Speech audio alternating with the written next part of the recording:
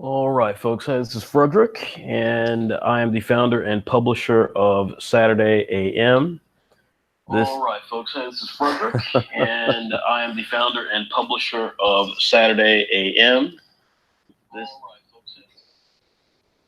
You absolutely do have to love that we have this stuff. Have it. We'll have this stuff done in a way that works. I apologize for that stuff playing. And yes, of course, we're a few minutes behind schedule, like just about every other group that's out there. Thought we have a chance to start it right on time, but having to navigate some stuff in the house and trying to get things prepared and so forth just ended up taking a bit longer than it's expected. But we are really excited. We have a lot of stuff to share, and of course, we will. More importantly, I'll be looking to chat with folks in the group now. We've got a lot of stuff to share actually, and we're gonna get personal in terms of discussing just the nature of our the business, and this whole series called Pub Talk is really for people who are serious about doing these sort of digital comics, which has kind of been our whole mantra from the very beginning. So let me say up front that we absolutely love having a chance to communicate with our fans. We try to and for people who just in general, maybe necessarily aren't fans of us, but are fans of what we're trying to do, which is absolutely awesome.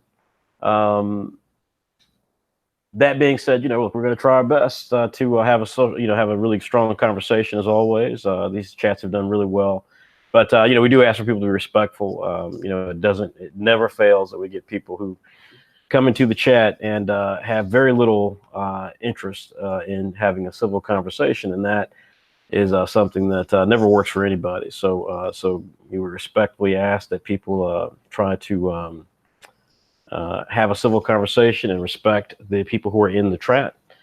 And if that appears to be something that's too difficult to happen, then we will, try to make the chat work as best as possible. If that means removing people, then that's what we'll do.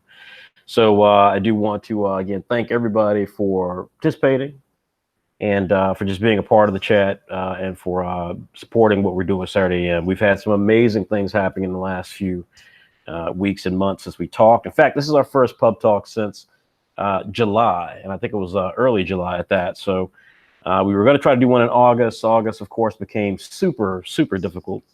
And we just, we've been really blessed that August was so well. But the reality is that at the same time, we just have not had time to kind of sit down and do another one of these chats. So, again, we're going to try to talk about all the amazing things that's happened to us in the last few weeks and months. And again, we appreciate people's support. So I'm going to just give a few more minutes, and people are kind of coming into the chat. I'm getting notes from people left and right saying, as we did start a few minutes late, so I will wait for them to come in, and we will get going from there. So I hope everybody's doing well tonight. I think Crunchyroll Expo is happening this weekend. We're going to talk a little bit later about favorite anime. I have, thanks to a conversation like this recently, I've discovered some anime that I've enjoyed recently. So I'm eager to again, have that kind of conversation with a larger fan base and see what people think. I think there's some amazing content out there, and I'm always excited for our ability to share with everybody and for them to share with us, because we learn from you guys so much. For those of you who are new, again, my name is Frederick Jones, and I am the founder and publisher of Saturday AM. That is what you see on your screen right now. If you're looking at the video, this is our amazing cast of characters. In fact, there's even more characters than what you see here. Some that are brand new and coming, and some who are still in the planning stages. But what you see here is a cast of individual series that are operated and controlled by a handful of amateur to semi-professional artists around the world. And they make up our magazine, which essentially is a Shonen Jump style publication that features up to 15 individual series that run throughout the magazine. As you can see, the art styles vary. We do try to operate within the world of manga, meaning that we have an art style that has a very stylized sort of look and feel.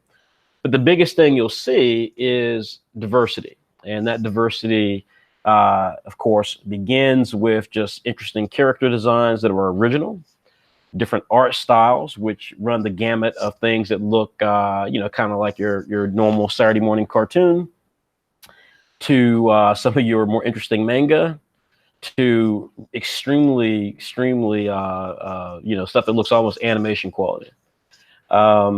We lastly, of course, have characters who are diverse. And so you see characters who are Black, Latino, Asian, and characters who have different aspects of them as well, such as nationalities. Our belief, of course, is to try and create content that our brand is based on the idea of having a shonen manga anthology that lives by the credo of diversity being our first and foremost mission. That does not mean that we're all Black. That does not mean our characters are all Black. That does not mean even that ethnicity is a core feature of it. But what we do believe strongly is that we can help to take this art form that we, and I'm sure many of you love, which is the manga art form, and we can try to take it into a different direction simply by empowering creators from around the world to bring their unique vision and voice to this art form. If someone is a creator who is from a small country, then that means that you may have a unique point of view about characters and about heroism and about circumstances that are extremely unique and powerful in terms of their feeling that you get when you read it or experience the title. But at the same time, come from different aspects, come from different motivations. Likewise, if you're someone who comes from a country that maybe traditionally is featured in manga, Europe or America to some degree, and of course Japan, then perhaps the fact that you are a different ethnicity, that perhaps the fact that you're a different age, perhaps the fact that you have a different set of circumstances, maybe you're disabled, maybe you have a member in your family who is disabled, so you have a lot of perspectives about ways that people have to navigate life. Maybe you are a female, maybe you are gay and lesbian, maybe you are a different religion. All of these things help to create different types of ideas. And these different types of ideas, we think, are powerful ways to tell a story. So Saturday AM is the epitome of diversity.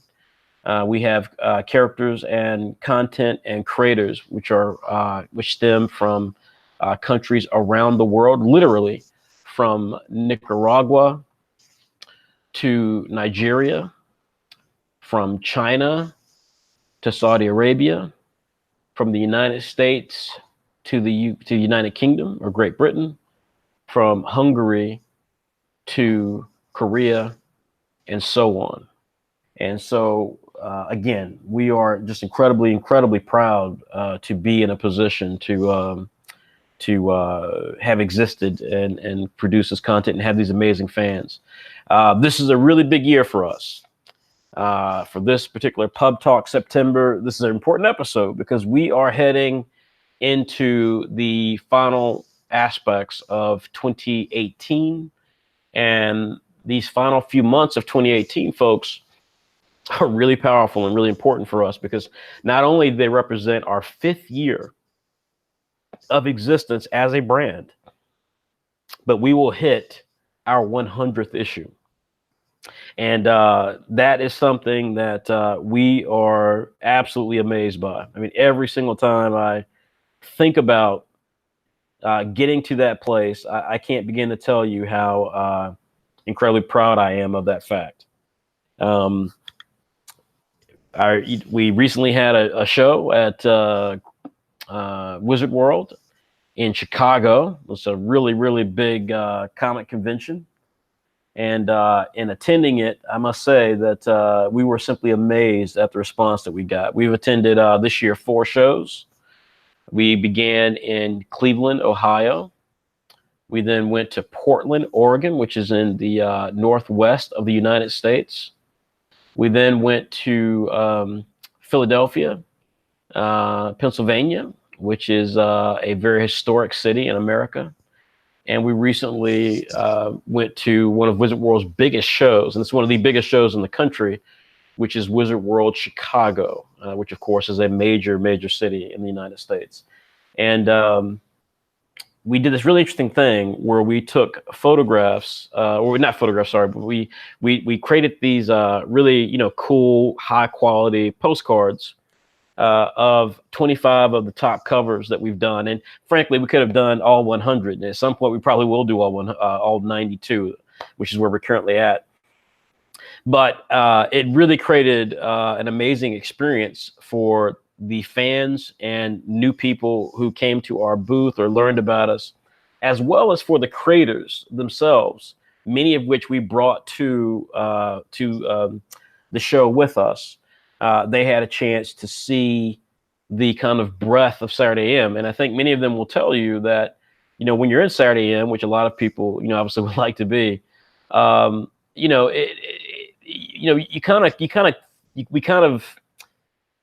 we try to be very careful, but there really is nothing quite like Saturday AM because you kind of go into the deep end almost immediately. So, if you're someone who creates web comics or you've, created some popular images on Instagram or some of these other services, when you come to Saturday AM, you kind of immediately fall into the deep end. The magazine comes out every 2 weeks. That's how we get to an issue 100 within 5 years. And you're expected to deliver, quality content. You can't just, be generic in what you're doing. You have to kind of come in and have a very strong and committed approach to creating the content. And so, it is fascinating. I saw the look on many of their faces.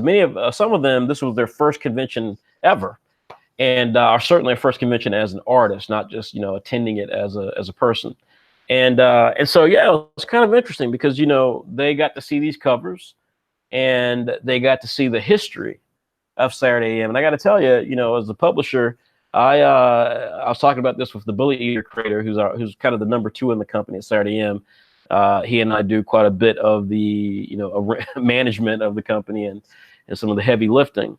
But he and I were talking about those covers, and we were talking about how we remember every single issue, all the ones that were really difficult to do, the ones that were, in our opinion, not that great because we had tough deadlines or creators who weren't quite at the level that we needed them to be with Saturday AM.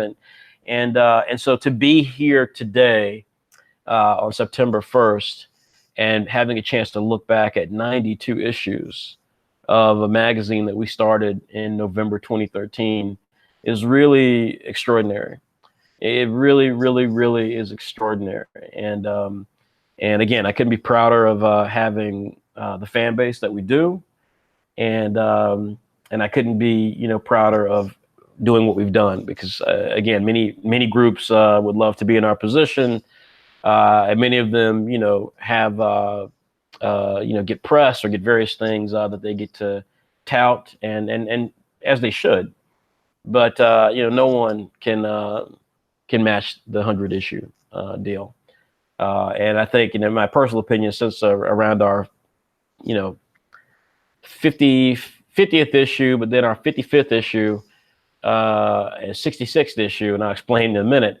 I think we've been one of the best magazines of this type on the market, without question.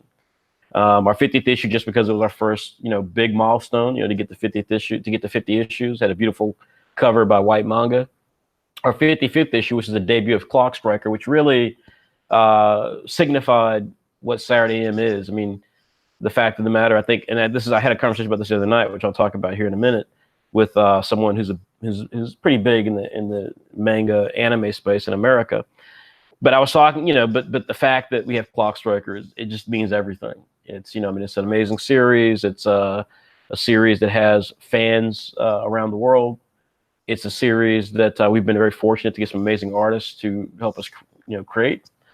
And it's, of course, Shonen Manga's first Black female lead character. And so that we've been able to have the sort of success as a brand means that we've had it because we've got amazing series, not just association with certain creators. but we've had amazing series. And Clock Striker and that 55th issue really kind of is the signature moment for us. But then our 66th issue, when Soul Beat debuted, I think for us, it's been everything to us. Morgan Walker, the creator of Soul Beat, is not just one hell of a person, one hell of a creator. Her talent level is through the roof. But she is just a great teammate. She's consistent. She's professional.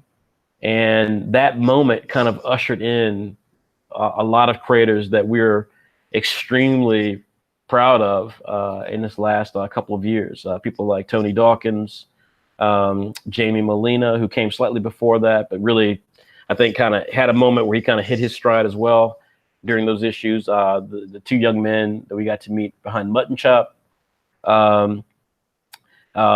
Jin from China, our first creator from China with Zero, King of Thieves, and of course the one and only Jay Oden, who created Hammer. Also Dan Tularshevek, sorry, I forgot to add Dan Tularshevek of Crunch Time. So, you know, the fact that we got these really extraordinary creators in and that they've been consistent since that time frame, they've really allowed us as a brand to kind of not just be this place that talks about diversity, but to be this place that actually brings in these amazing characters.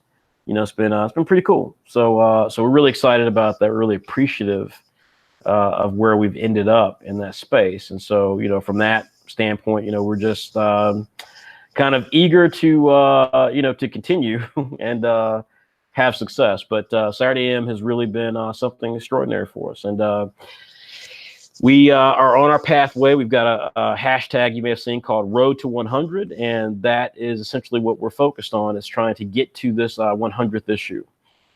Again, you know, doing something that is really quite rare, and so we've got some really exciting things planned for that.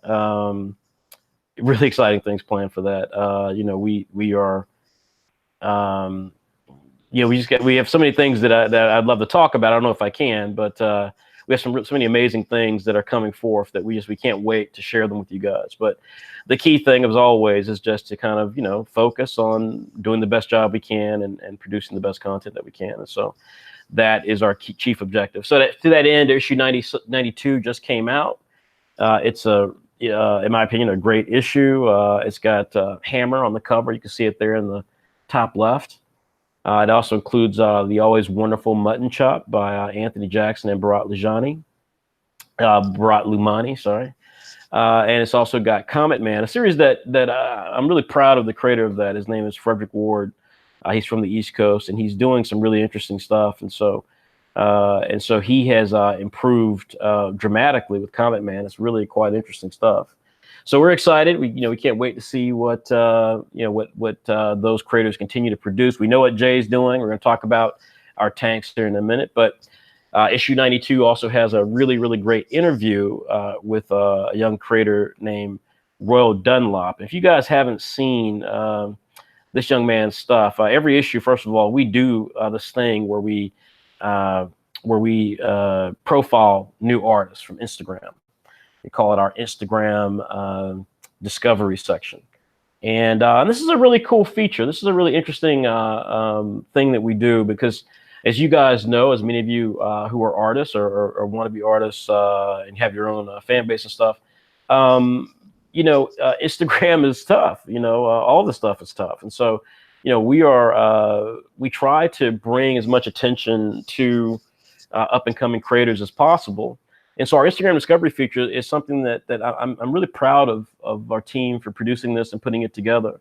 Royal Dunlap, you can find him on Instagram. His name is Radi Mudio, or RADIMUDIO, and he's awesome. He's a really, really awesome guy. And so you'll have a chance to see his interview in the magazine. And I can tell you guys that many of the guys we've uncovered in Instagram discoveries since 2 years ago, quite a few of them have gone on to be quite big.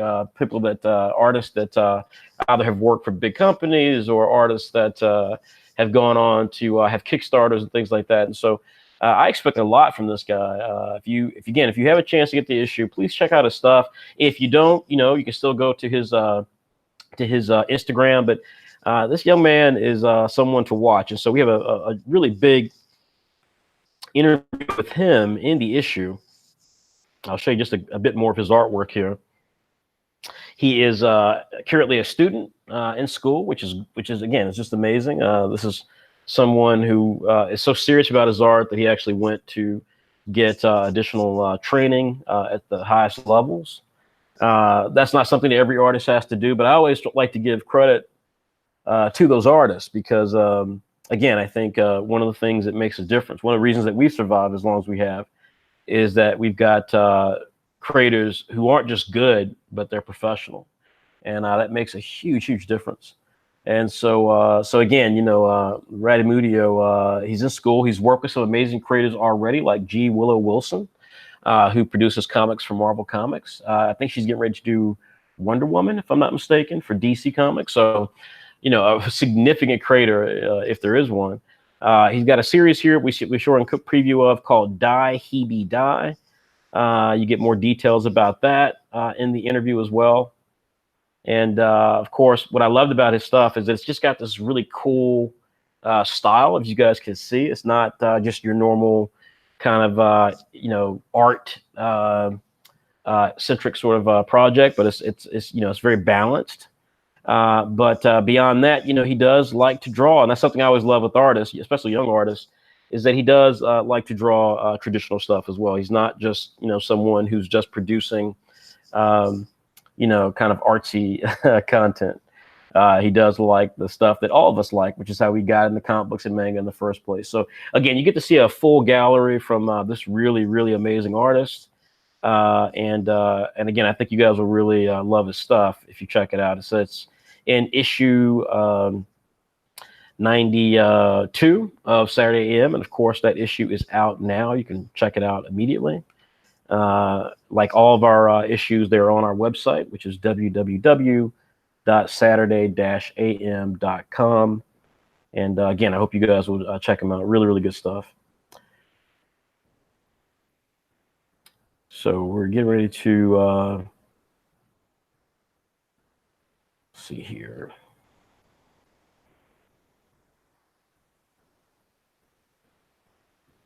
All right. So let us keep rolling here. We got some great stuff coming up, and we're going to be answering your questions here in a little bit. So let's see here.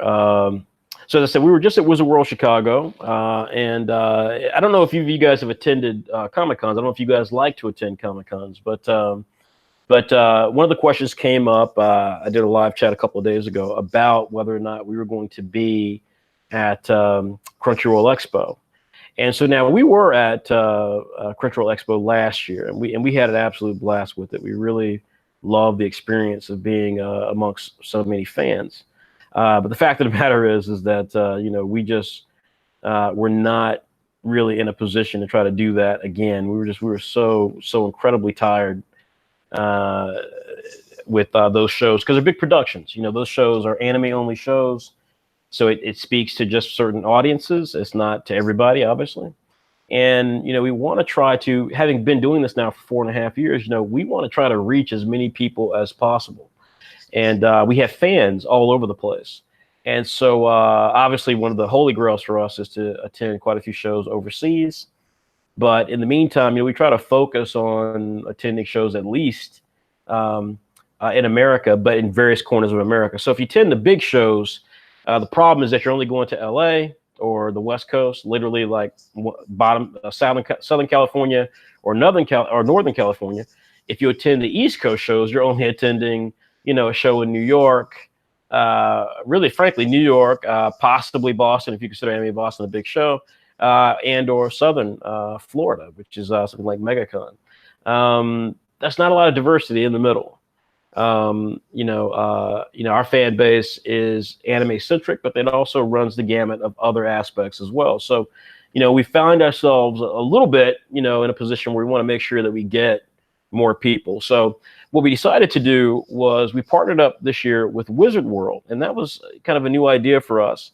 We had been approached about this opportunity last year, and we began looking at it and researching it. Wizard World used to be a big magazine back in the 90s. And so I knew them. I knew the head of that company. I had met him on business back in my time as an executive in the video game industry. And so I knew about Wizard World. And at one time, they were really, really, really big. Obviously, today, for those of you who are here in America, you know that just about everywhere, just about every state has a Comic-Con of their own. It might not be an official Comic-Con, but they all have a comic convention. I am from North Carolina, for example. It's a state here in the southeast of America. And North Carolina, is a fairly big state, but, it was never that type of big state. We're certainly not New York or Florida or anything like that. And but I remember as a kid, there was really only one big convention, and it was big nationally. It was called Heroes Con in Charlotte, North Carolina, which is our biggest city. Well, today, as a 40-plus-year-old man, there are 6 big shows in North Carolina for fans of geek culture. There's Heroes Con still. There's Animazement, which is a gigantic anime festival. And there are then NC Comic Con, Raleigh, I think it's called SuperCon. There's a show in Greensboro. There's another show in North Carolina. I mean, in the Raleigh-Durham area. And then Wizard World still pops up with the show in Winston-Salem.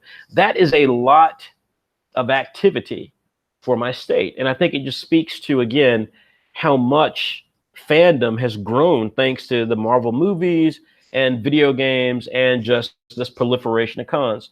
So for us, with the brand that we've got with Saturday AM, that really speaks to a lot of creators, both people who want to create comics as well as people who are fans of comic books, fans of American, cartoons, and fan, of course, of, Japanese style animation and manga. It's all over, right? It's everywhere.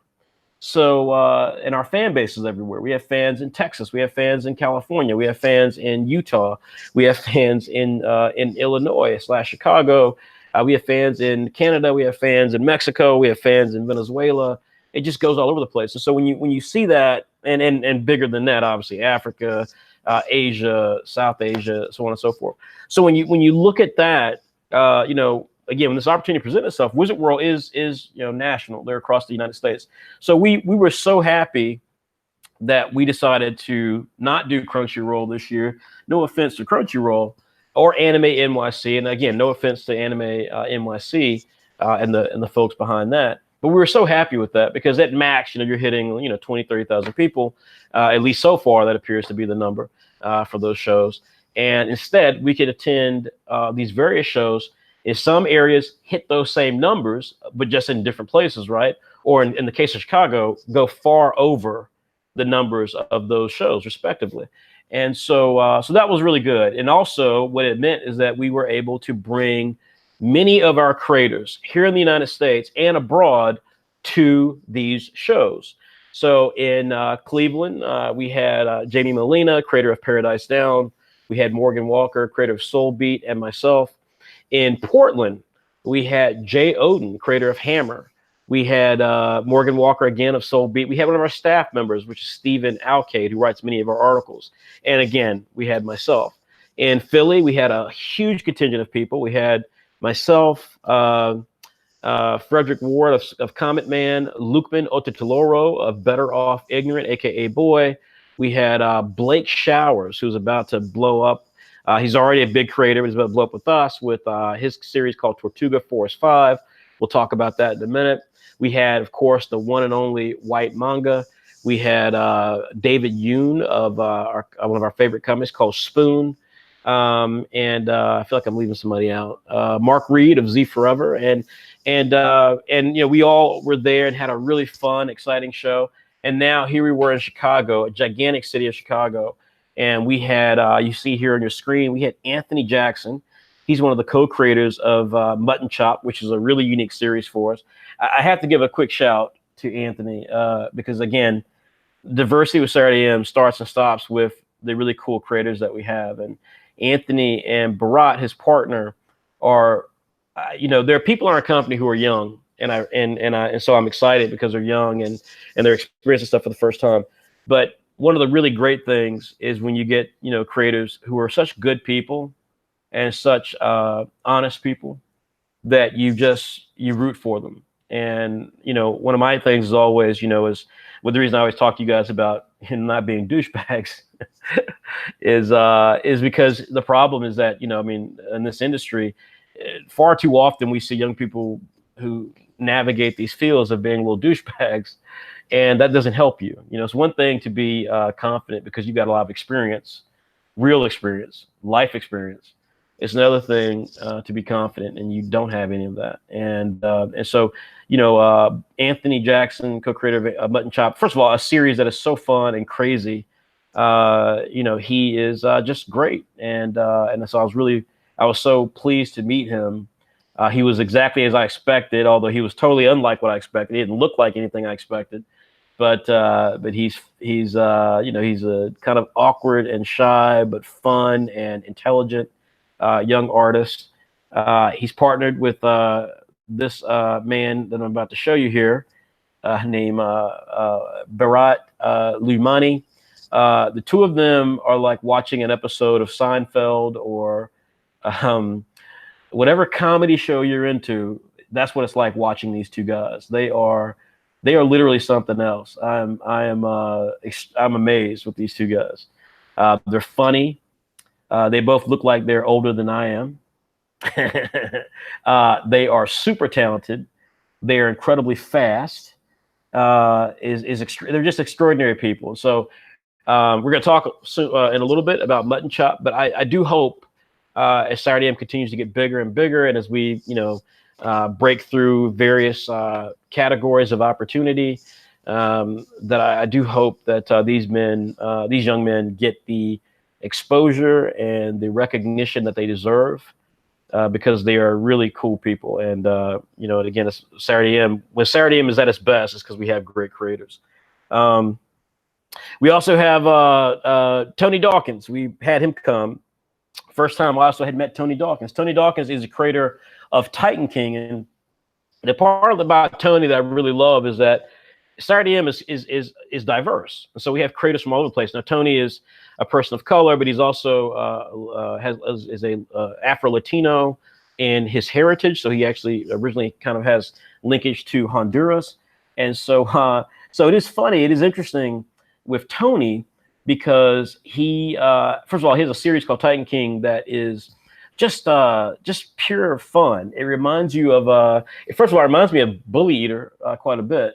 And it reminds me of Saturday morning cartoons, meaning that, the story is not super dense and super complex and things like that, which is great, right? That's diversity. Diversity means that your titles are different. They're unique. They're not all the same thing.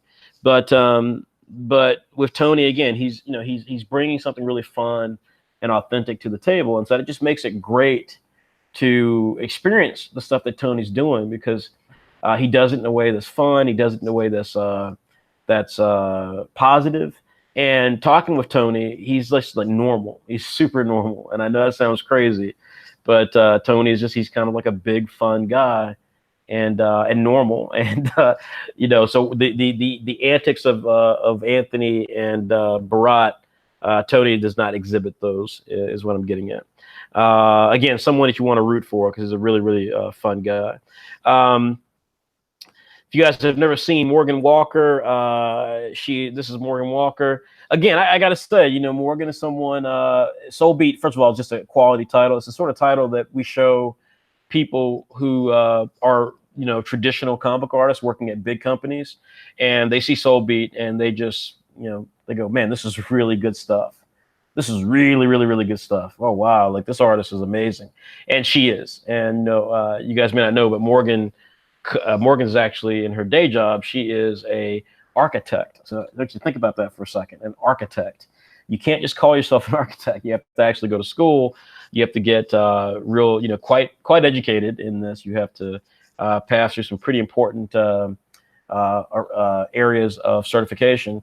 And so for Morgan to be a part of our team, again, it just boosts our professional credibility quite a bit. But then Soul Beat's just an amazing series. And it's always great with Soul Beat because it's a title that features a black man who's kind of got that 1970s black exploitation aspect to it. And as you can see, Morgan is neither a man and Morgan is not black. And this is what diversity looks like. It's people attempting to do things that are a little out of their wheelhouse, but doing it because they want to try to create an original story. We're going to talk a little bit about what makes that more unique. Because again, as you guys know, I've often talked about people who've never been to Japan, who just know Japan through manga and anime, trying to create manga and anime stories with Japanese characters. I think it's a gigantic mistake for a lot of young creators, and I think it ends up actually hurting them in the long run. So we're going to talk about the difference of someone who's not Japanese trying to create Japanese characters, and then someone who, in this case, is a white woman creating a series about a black man. There is a difference. We also were really excited to have Andrea Voros. Andrea is one of our core team members. And what that means is that within Saturday AM, there are a handful of creators that are kind of like our core go-to creators. These are creators that have been with us from the first couple of months of Saturday AM's existence. Those, of course, include White Manga, Raymond Brown, myself, and Andrea Voros. And so from that standpoint, we occupy a unique position within the company. Andrea is everything you want a creator to be. She's super talented, like scary talented. She's cute, and I don't mean that in a derogatory manner. I mean that really kind of in a Japanese kawaii sense. I mean, Andrea is someone that you love spending time with because she's so positive and she's so friendly and she's so she's who she is. She's not trying to be something she's not. And so if you have the pleasure to come to one of our shows and meet Andrea, you will be happy because she just has that effect on people. She's just an extraordinarily kind and fun person. And she represents Saturday AM well. And so Saigami is huge for us as well. Saigami is a massive hit. We sold out of volume 1 of Saigami. So again, to have Andrea as part of our group is just extraordinary because she's such a massive personality inside the company and outside of the company that we're really excited to have her. And it was big to have her at the event. We also had a couple. You guys don't know this. We actually have a couple into our family. And that is Robert Burhans and Michelle Massarolo. They are actually a couple. They have children together. They've been together for a long time, and they are also ultra talented. They are super talented.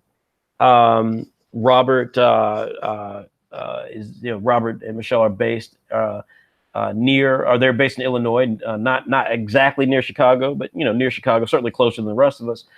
Michelle actually originally hails from Japan, so she is extraordinary. She's incredibly talented. She draws her stuff is so mind-blowingly good. And then on top of that, she is a native Japanese speaker. She can translate. She can speak it. And so she's just awesome. She's really, really great. And so we were so proud to have both of these guys here. Robert is the creator of Saturday PM's new series is coming called Yasuke Black Samurai. And so this is a title that will actually feature a character who is part of Japanese history and represents a little known part of Japanese history, especially for the outside world, about an African, in which case there actually were more than just Yasuke, but an African who was also a samurai. So we're going to be telling the story. This series and the artwork we had to show for it at Chicago was so well received. People were so excited about this. It's just crazy, absolutely crazy. So we were just really amazed and excited about these two being a part of our family. You'll see more of Robert later this month with the debut of Saturday PM issue number 3, and you will see more of Michelle Massarolo in the future as well. We got some big stuff with her that we're planning. So really excited about this amazing couple. And then last but not least, we have this young man You all may not know him by his look. You may not know him by his title Hammer, although Hammer is really popular, but you will know this man by his laugh. And that is, of course, the one and only Jay Oden. This man is, I've said recently, we have an internal group, kind of web experience that all of our creators are a part of. So, you know, if anyone ever gets to join Saturday AM or Saturday PM, you become part of this web community that is just us, right? It's not anyone else. It's just our creators and our staff. And Jay, I've said this before in that group, but Jay, when I think of Saturday AM, I think of Jay. And that's funny because I did not know Jay when I started Saturday AM. Never met Jay, never heard of Jay until many years after I started Saturday AM. But the reason I think of Jay is because Jay represents, I think, really at the core what Saturday AM is. Jay obviously is, you know, someone of color. He's very positive. Jay is like one of the most positive and fun people you'll ever meet, which is what I hope Saturday AM is like. Jay is incredibly talented. His artwork is just extraordinary. It's like Ichiro Oda meets Sergio Aragonis. It's just, I mean, Jay's like super detailed. He's also ultra fast. Jay can produce content, you know, and really, really good looking content so quickly. It's extraordinary. Jay's got a great YouTube channel, and we'll be giving everyone's YouTube plugs here shortly, which is not many, there's only like 2 of them. But, you know, we'll talk about that in a minute. But Jay is, he's just great. Jay's phenomenal. And so, so I do hope that people will support, you know, our Comic-Con appearances when Jay is there, just because you want to meet this guy. You know, he again, he kind of represents everything positive about Saturday, you know. But at the same time, I hope you check out his series Hammer. We're going to be talking about Hammer in a little bit, but Hammer is great. And so if you want to see some video footage, exclusive video footage from the event from Wizard World Chicago, it's kind of like being there, then you will want to check out Jay's YouTube channel, which is at Jay Oden, Jeyodin. I will put all these addresses inside of the YouTube information once this video finishes being live and then goes to its solid status on our channel. But I will put additional links and stuff in the YouTube description. But yeah, Jay he did a video. And it's a really good video, and it profiles everything that we kind of experienced at Wizard World Chicago. So I hope you guys will check that out. It's a great video. It shows, I think, all of us in various aspects, and of course, you get to hear Jay's laugh. So you can't beat that. So I hope you guys have a chance to check that out. And again, you know, this show was one of our best shows ever, precisely because we had this great experience with all of these creators. One of the things that we had were a couple of Wizard World was great. You know, we produced some original art for it. Jay produced 2 pieces. And Wizard World was very kind to us. They promoted those pieces. They gave those pieces life both within the program. So we had like a big section in the program. We occupy, if you ever go to the Wizard World show, you'll see that we actually occupy a big space in their anime section.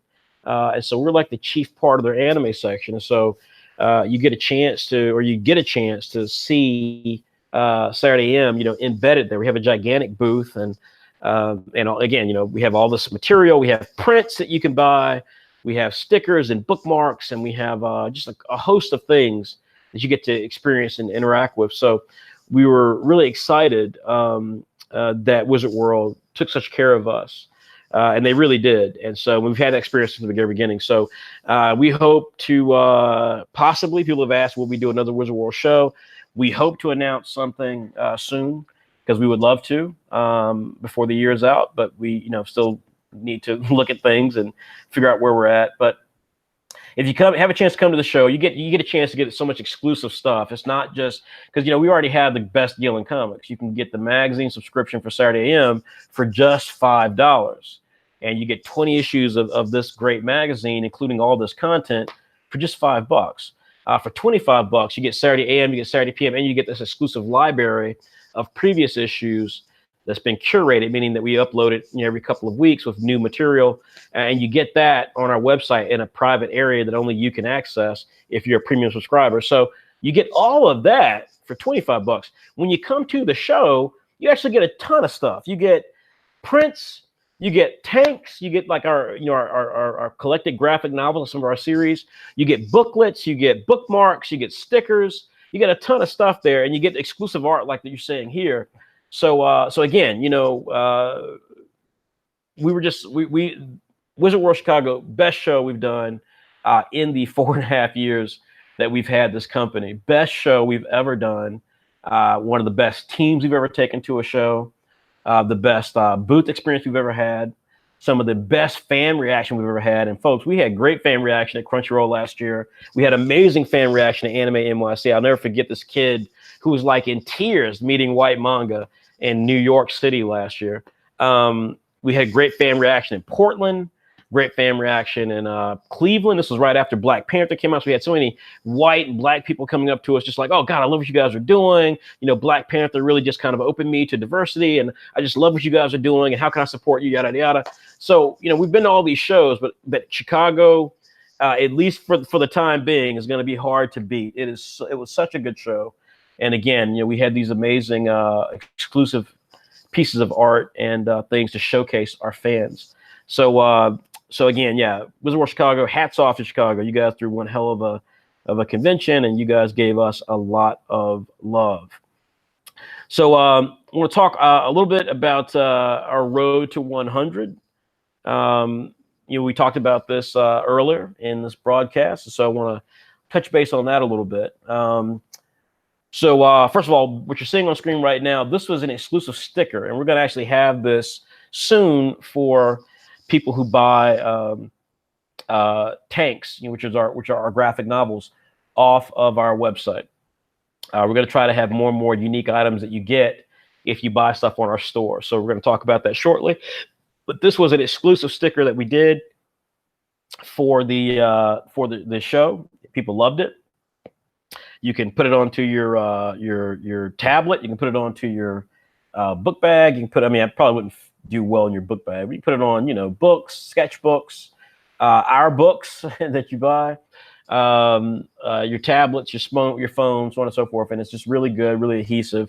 And it's got this great original art on it as well, featuring, again, some of our core series: Bull Eater, Massively Multiplayer World of Ghosts, Saigami, and Apple Black, all illustrated by their respective artists / creators. Road to 100 is a big deal for us because, again, like I said at the very beginning of this chat, this is something new. No one has really gotten here before.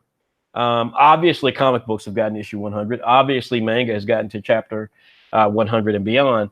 But in the world of digital content, no one's produced a magazine like Saturday AM, and certainly no one has produced it consistently enough to get to a 100th issue. If you guys know of anyone who has, by all means, let us know. We'd love to give them a shout. But being as old as I am and have been, someone who's as engaged as I am with content around the world and creators around the world, I haven't seen it. So we have definitely loved and appreciate being known as the world's most diverse shonen manga anthology, and now the most long-running shonen manga anthology. We are on our pathway to hit issue 100. We're at issue 92 right now. I'm literally working on issue 93 as we finish this show, and yes, it's really cool to have gotten to this point. So people are asking, what are we going to be doing for issue 100? And the answer is a lot of stuff. So let's first of all talk about what's going to happen prior to issue 100. Issue 93, like I said, we hope that this will be out sometime between this coming week, heading into next weekend.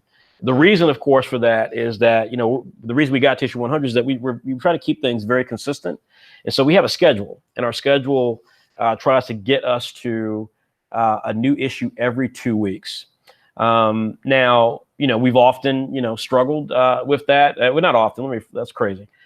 We've had struggles with that over 4.5 years, as any company would. But obviously, a company our size, should have lots of struggles, and that hasn't happened. We've only ever once missed our missed our projections for the year, meaning that we should produce 20 issues a year. Only last year, with all the conventions that we went to, did we miss that date. We made it to issue 78, not issue 80. This year, we're on track to hit to 100, even though we began the year having to make up the 2 issues that we missed last year. So I want to give a special shout out to all of the creators, Saturday M and staff that have helped us achieve this goal thus far. But now, as we go down to the road to 100, issue 93, again, we're a little behind schedule because we had the Chicago show. So our efforts are to try to get this issue out, by Wednesday or Friday of next week at the latest. And then that would mean the following Saturday would be issue 94. Now, issue 93 right now is going to have the debut of Blake Shower's Tortuga Force 5. It's also going to have, I believe it's Titan King. It's Titan King, Saigami, Tortuga Force 5, and Massively Multiplayer World of Ghosts. And I want to talk about 2 of those series real quickly. Obviously, we launched back in 2013 with Massively Multiplayer World of Ghosts. That's the big blue guy you see back there, by the way. His name is Daedalus Bond, and the series is kind of our Yu-Gi-Oh! Now, this is something I actually created and designed first, and we developed it. I developed it with an artist named Eric Michael Ella.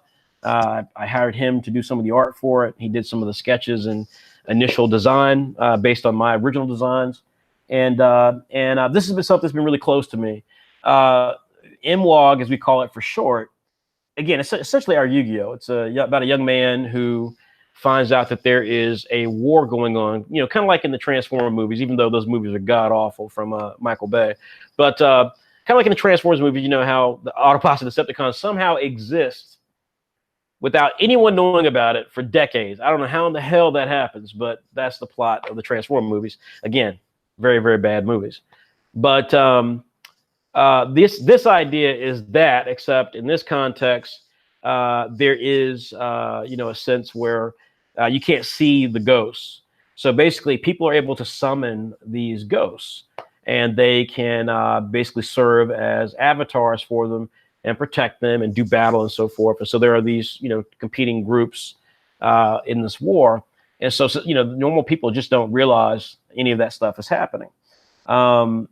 Our main character is a young man named Nilai Rao, and he is a Indian American lead character, the first in Shonen manga that we've ever seen.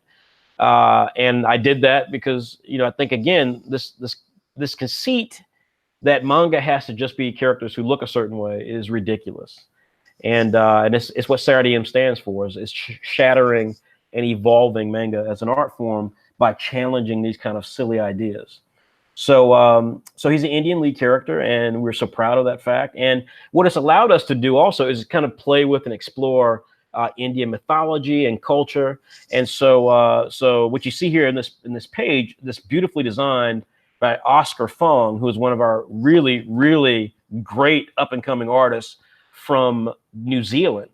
Oscar is handling the work for this. You see his mother, Nilai's mother, in a battle with a kind of demon-like character, and she summons her ghost, which is called Steel Tusk Durga. They summon their ghosts using these kind of like smartphone type devices. And so again, it's like Yu-Gi-Oh, Pokemon, I guess Digimon, I don't know, but it's kind of like all those different things. Someone said the other day, like, oh, it's kind of like JoJo's Bizarre Adventure, and yeah, it is. It is. I mean, this has happened. I've been a fan of JoJo since the late '90s. I knew about JoJo's and a lot of manga before it ever made it to America. So yeah, absolutely. And so we're really proud of the series. And so the fact that the second chapter is now going to appear in issue 93, really has us stoked. We've worked with Oscar for well over 6 months now to get a head start because we want this series to have success. And so we want to have the chapters come out consistently. So what we're looking at right now on the road to 100 is that MWOG, a really, really big series, will happen every other kind of happen every other issue. And so that's something you have to look forward to. We also, of course, have, as I indicated before, we have this crazy guy. Blake Showers. Now, Blake Showers is, if you guys do not know who Blake Showers is, trust me, you can Google his name, and you will be pleasantly and delightfully impressed and excited because he's just awesome. Um, he's kind of a graffiti artist. He's a hip hop artist. He does work with a lot of hip hop stars or up and coming artists. And he wanted to create. We told Blake he could do anything, because if you guys have never seen Blake, then you don't know that Blake is, a little bizarre. Blake is a little different. I think I can say comfortably. He is the sweetest guy you'll ever meet. He's got this really, really, really infectious Southern accent. So I'm always thinking to myself, and I apologize for the language in advance, but trust me, you'll get the joke.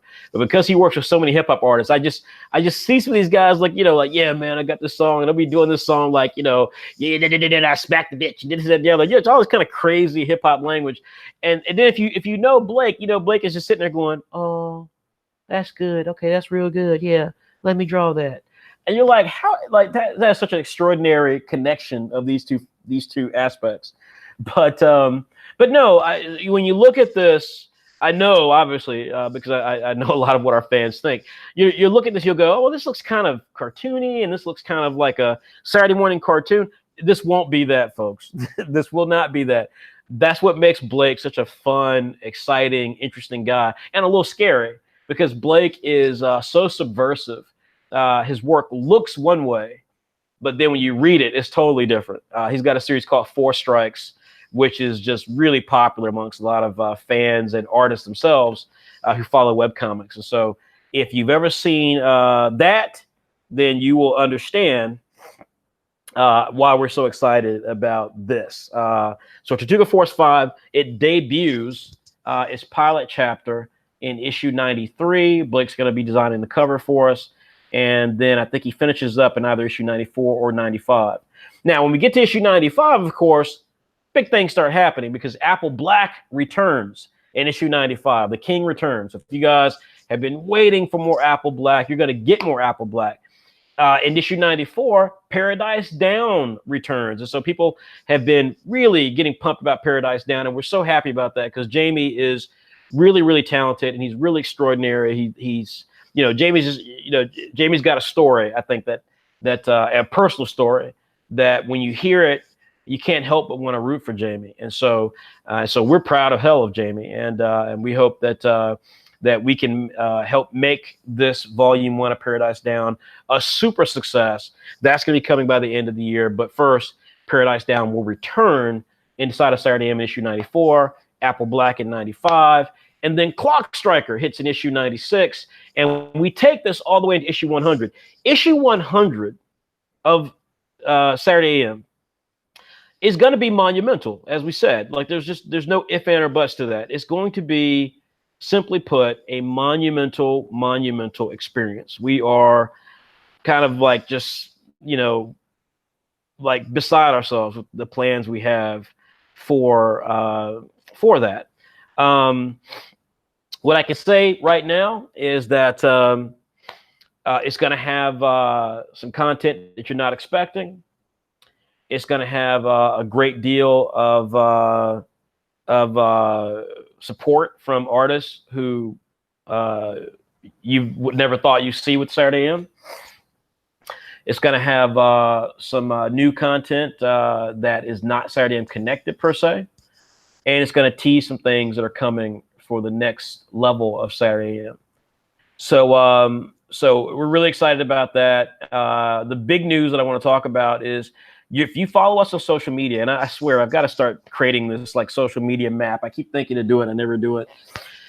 But if you follow us on social media, folks, you're going to see things popping up here and there on our Twitter, our Facebook, our Instagram, where we ask people, how many of you live on the East Coast, and how many of you live in the Midwest, and how many of you live on the West Coast? And the reason for this is because we plan to do something special around our 100th issue. So it is imperative that if you see this sort of thing, that you do respond to it and just give us some information. Now, of course, coming from the video game industry, I love data. I really, really like data. I like looking at all sorts of data. So we have data on our fan base, but still, if you see a poll from us on our social media accounts, please do not hesitate to sign the poll. Let us know where you're from. Let us know, kind of what sector you're in of the United States, because we absolutely are trying to plan something big for our 100th issue. And whether or not we pull it off, of course, is always another story. But I think if you guys have seen us in the past 4.5 years, those of you who followed us, that it'd be foolish to bet against us. We'll make something happen. I don't know what it'll be, but we have some really cool plans of what we would hope to do to excite people regarding our 100th issue. So please let us know on that front, and we will try to get there. Now, I want to talk real quickly about Summer of Manga. I know that many of you guys support our Summer of Manga initiative. If you don't know, again, about us and about why Summer of Manga is a thing, Summer of Manga is an event that we do where we discuss essentially what we discuss. Essentially, we give new creators a chance to show their stuff. The challenge that exists, as I think many of you guys know, is that the web has made a lot of things possible. It's made Saturday AM possible. The fact of the matter is that Saturday AM simply wouldn't exist if it were not for the internet. Our magazine is digital. We distribute it globally. We have creators who are not based in the United States, where many of our core team is. So it's really hard to imagine Saturday AM existing without the internet, and it's hard to imagine Saturday AM having the fan base that it has and the growth and the success that it has without the internet. The internet has made a lot of things possible. There are a lot of young artists, many of you who are watching this video, who would absolutely love to be a part of Saturday AM. As you guys know, the problem with that is that there's two things going on. One is that, we just, as a business, we're not really situated to be that answer for a lot of you. It has nothing to do with you. It has nothing really to do even with us. It has to do with just reality. We are too small. Even though we're growing rapidly, we're still too small for being a publisher for everybody who's interested. Our focus is too specific, meaning that what's made us successful and made us a leader in this area is that we know what we're about. We've never tried to be anything but what we're about. You don't see us trying to be an anime company. We will have anime of our characters announced, but that's not who we are. We've seen other companies, of course, try to make that a central part of who they are, and more power to them. It's helped it's helped a few groups get press, in areas that we're kind of amazed that they got press for. So, the fact of the matter is that we care about diversity. We care about getting lots of people excited, and get lots of people engaged, and get lots of people empowered to make their own contribution to this idea of diverse manga. But we're not per se the group that can make that happen for you, or for everybody. So Summer of Manga became a way for us to really empower these new creators. And from that standpoint, we're really excited because it has just exploded past our wildest dreams. Well, I won't say wildest dreams. When we started Saturday AM, we got such love and interest from people who wanted to be a part of Saturday AM via a group we had called Pilot Manga, that we knew that anytime we said, hey, join Saturday AM or let us see your work, we were going to get inundated with talent. And we've subsequently discovered a lot of talent. We discovered Tony Dawkins, Jamie Molina. We've discovered so many creators who've been a part of Saturday AM in one way or another through efforts like our Pilot Manga and or our Summer Manga. But Summer Manga this year, we came to realize something really particular, and that is that we just really do not have the manpower to manage it. We've got hundreds of replies. To be honest, many of them weren't great. And so that made it difficult for us to navigate through them, right? And by me saying they're not great, I don't mean to say that the artists suck or that the artwork's not great or things like that. I mean, like, just the presentation was horrible. Like, it's like when you've got hundreds of these things to go through and you get to stuff where, like, it's missing information that you need, like, that's a horrible submission. And it's hard for us then to even do anything with it. But the problem is that when you got hundreds of these responses, you are locked in.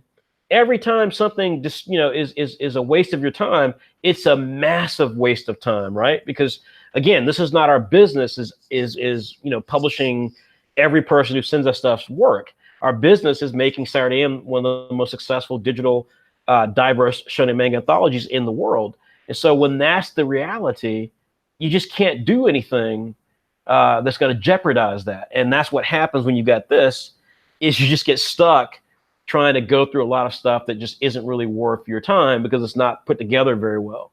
And it just ends up wasting your time. So this year was great, but very quickly it turned out not to be what we could manage.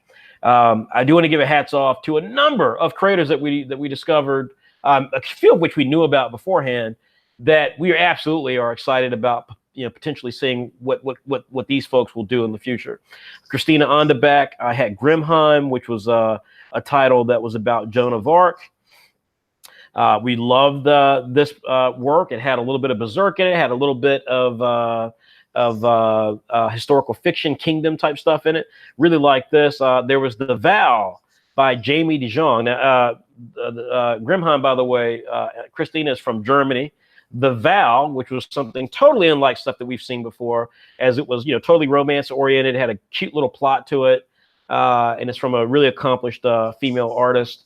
Once again, and Jamie DeJong is from the Netherlands, so we were really impressed with this work, and we published this. I think this is one of the first titles that we published actually inside of it. And then last but not least, we had this young woman who hailed from Saudi Arabia. It's called Tender Loving Punch. The artist's name is Sawa, and we were really impressed with it. There were other titles that we were impressed with. Hats off to the young men from the Netherlands who produced Voidmen. Hats off to the always entertaining, always super talented, always clever and great ideas behind their work in Jeff Duvall, aka Frey. And then we had a young woman who I think is going to be super successful in the near future. She's still got a little ways to go, but we think she's going to be a real hit. Her name is Caitlin Kelly. She had a title called Eidolon. Folks, we got hundreds of replies. I just named you, I think, about 6 titles that we actually published, 6 or 7. And therein lies the challenge. Therein lies the challenge, is that we only were able to publish 6 out of hundreds. And so even though we still had room to go, we suspended Summer of Manga for the rest of 2018, because the fact of the matter is that, what's made our brand successful is that we have an event called March Madness, where we give artists a chance to win prizes like art supplies and an iPad. We did that in March, and that went until April. Then in April, we kicked off Summer of Manga, and that ran, and we, of course, had these creatives we just talked about. In between all of that, we were attending conventions. This is the first time that we've done these events, had the magazine, and attended conventions all at the same time. Folks, we are too small of a company to be doing this stuff. And the fact that we pulled it off, I think, again, is a testament to us and a testament to what we've built with this company. But make no mistake about it, this is just way past us. Like, this is, this was a lot of effort, a lot of work, and it's tiring. And you don't, therefore, then do the sort of service. You end up doing a disservice to the sort of creative power we're trying to unlock and empower amongst so many young artists around the world. So we suspended Summer of Manga. It will return. When it comes back next year, it's probably going to be a lot more limited. It's probably going to be a lot more hyper-focused. And frankly, it's probably going to be a lot harder. Because, again, the talents that I just showed you, these 3 ladies right here, represent, really where Saturday AM is going. Artists who are, incredibly talented artistically, artists who are capable of telling a story pretty well, artists who are focused on doing interesting ideas, it's it's hard, and it's just getting harder. And so from that standpoint, we're really excited to begin thinking about and planning next year's summer of manga. But unfortunately, we won't be doing summer of manga, the remainder of this year, which sucks, and I hate that. But I hope people understand the situation. So that is some kind of quick updates on our summer of manga. And let's see here. What else do we have here? I know there's lots of questions. We're going to get to those. I promise. Just one moment. I got to go through all this crazy stuff here. So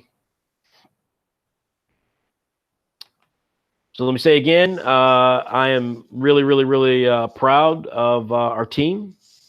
We just launched Mutton Chop Volume 1. We have 3 additional graphic novels that are coming. So Mutton Chop is the first.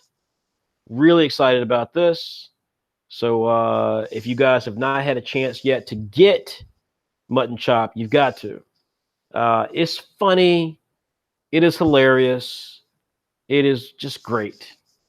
And we're, again, so proud of the creators, Anthony Jackson and Bharat Lujani, two just extremely interesting, bizarre, crazy people. And the series is also just that insane.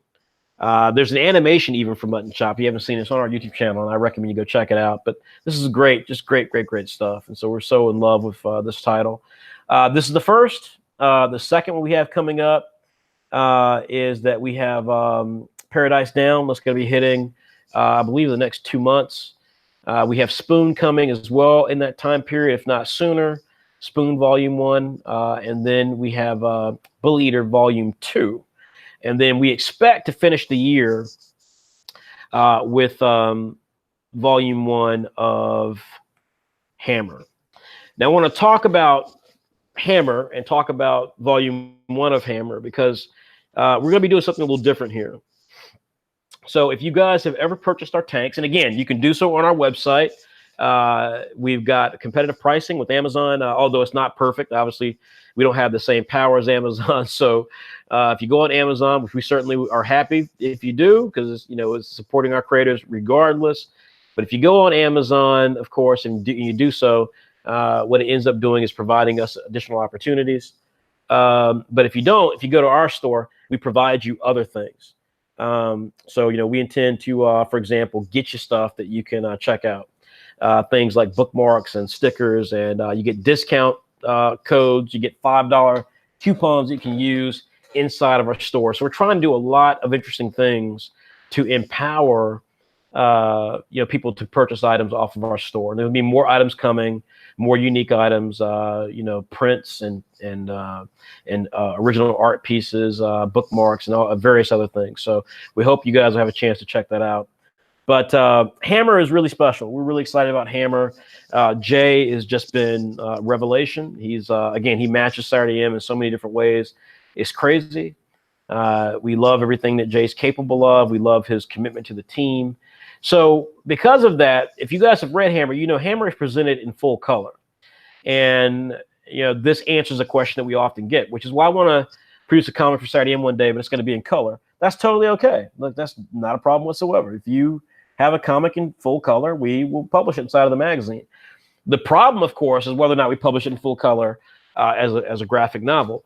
Given the way that we handle printing of the books, the problem is that if we produce these books in full color with our traditional printing method, folks, it is expensive. You're talking about the books costing $25 or $30 full color for us to be able to do that and make enough money to have paid for the book. Or paid for our efforts and the creators' efforts, and so not cool. Folks, if you ever, the reason I do these pub chats is because I like to give backstory to these things.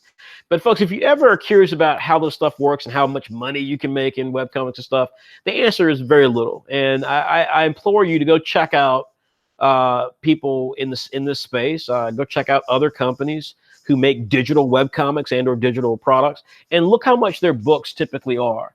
If they've not produced their books via Kickstarters, meaning that they got Kickstarter and you guys via Kickstarter to fund their operation, if you haven't actually seen this, then when you go to some of these sites or somebody's individual webpage and they say, oh yeah, buy my book, you'll be like, man, that book is $25. How is that book $25?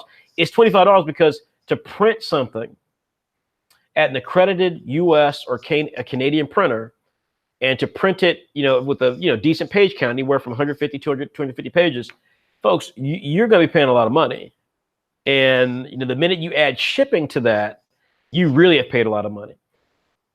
So when you've got that scenario happening, it's really tough. And so the fact that we have, been able to produce really successful looking black and white books that retail anywhere from $9 to $13, we're proud of that fact. But in the case of Hammer, we knew we were up at a bit of a battle, because Jay not only has a ton of pages, he's got like 366 pages, but he's got a series produced in full color. So we are actually going to be going to that method.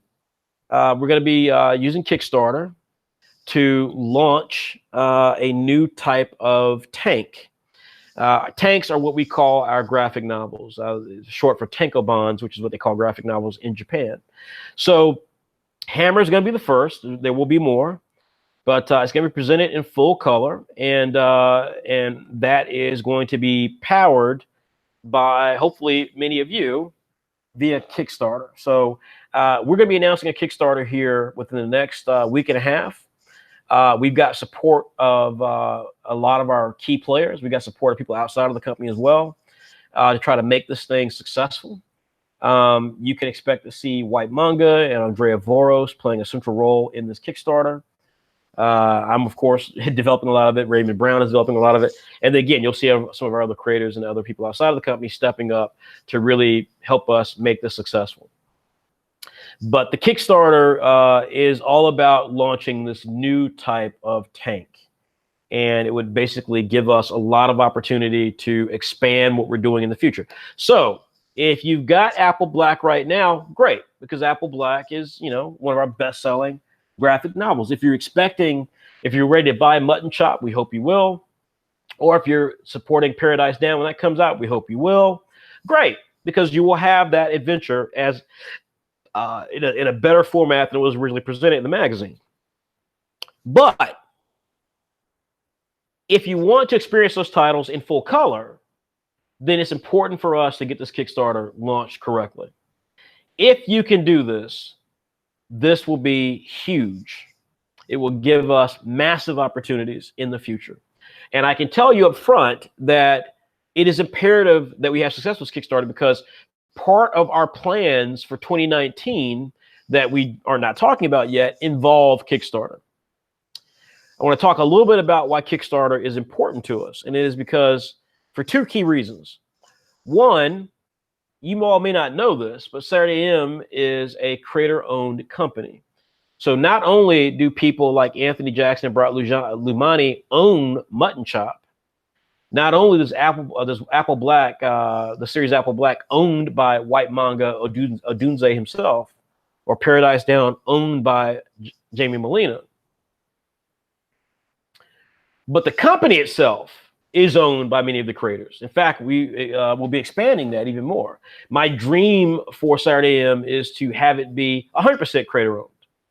Now, that is a dream. I can't say that will happen entirely. But again, when I look at our company and how it relates to so many other digital webcomic groups that are out there, obviously, I know what we excel at. I know what I found the company for. I know, my background being someone who was an executive in a really, really successful industry, and I was successful as an executive. So, I came into this, I think the key thing that I always try to employ in these pub chats is that as publisher and founder of this company, I am not a fanboy, right? Like, I'm not someone who's doing this to scratch some itch. This is business. I have a personal stake in it because I care about representation.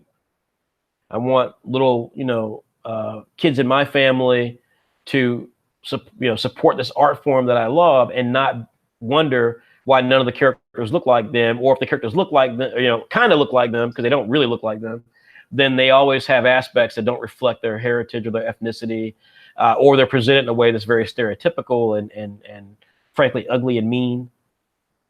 So, you know, I care about doing this, but I also care about, you know, creating a platform that offers our creators the ability to change their lives, to be able to retire their parents, retire their, you know, to establish an opportunity for their kids, to make a pathway for their loved ones, you know, wife, husband, what have you. So Kickstarter is essential for that, because my mission to do these things means that I want to ensure that we have the individual power to negate investment by other groups. Now, I'm not saying we never will have investment from outside groups, but I am saying that I want to empower our company to not have to do that. And if we do end up taking outside investment, that it's done in a way that still protects the essence of Saturday AM. That our creators and our characters are always 100% controlled by the creators, or at least dictated by the creators, and not by outside forces who essentially own a piece of what we're doing.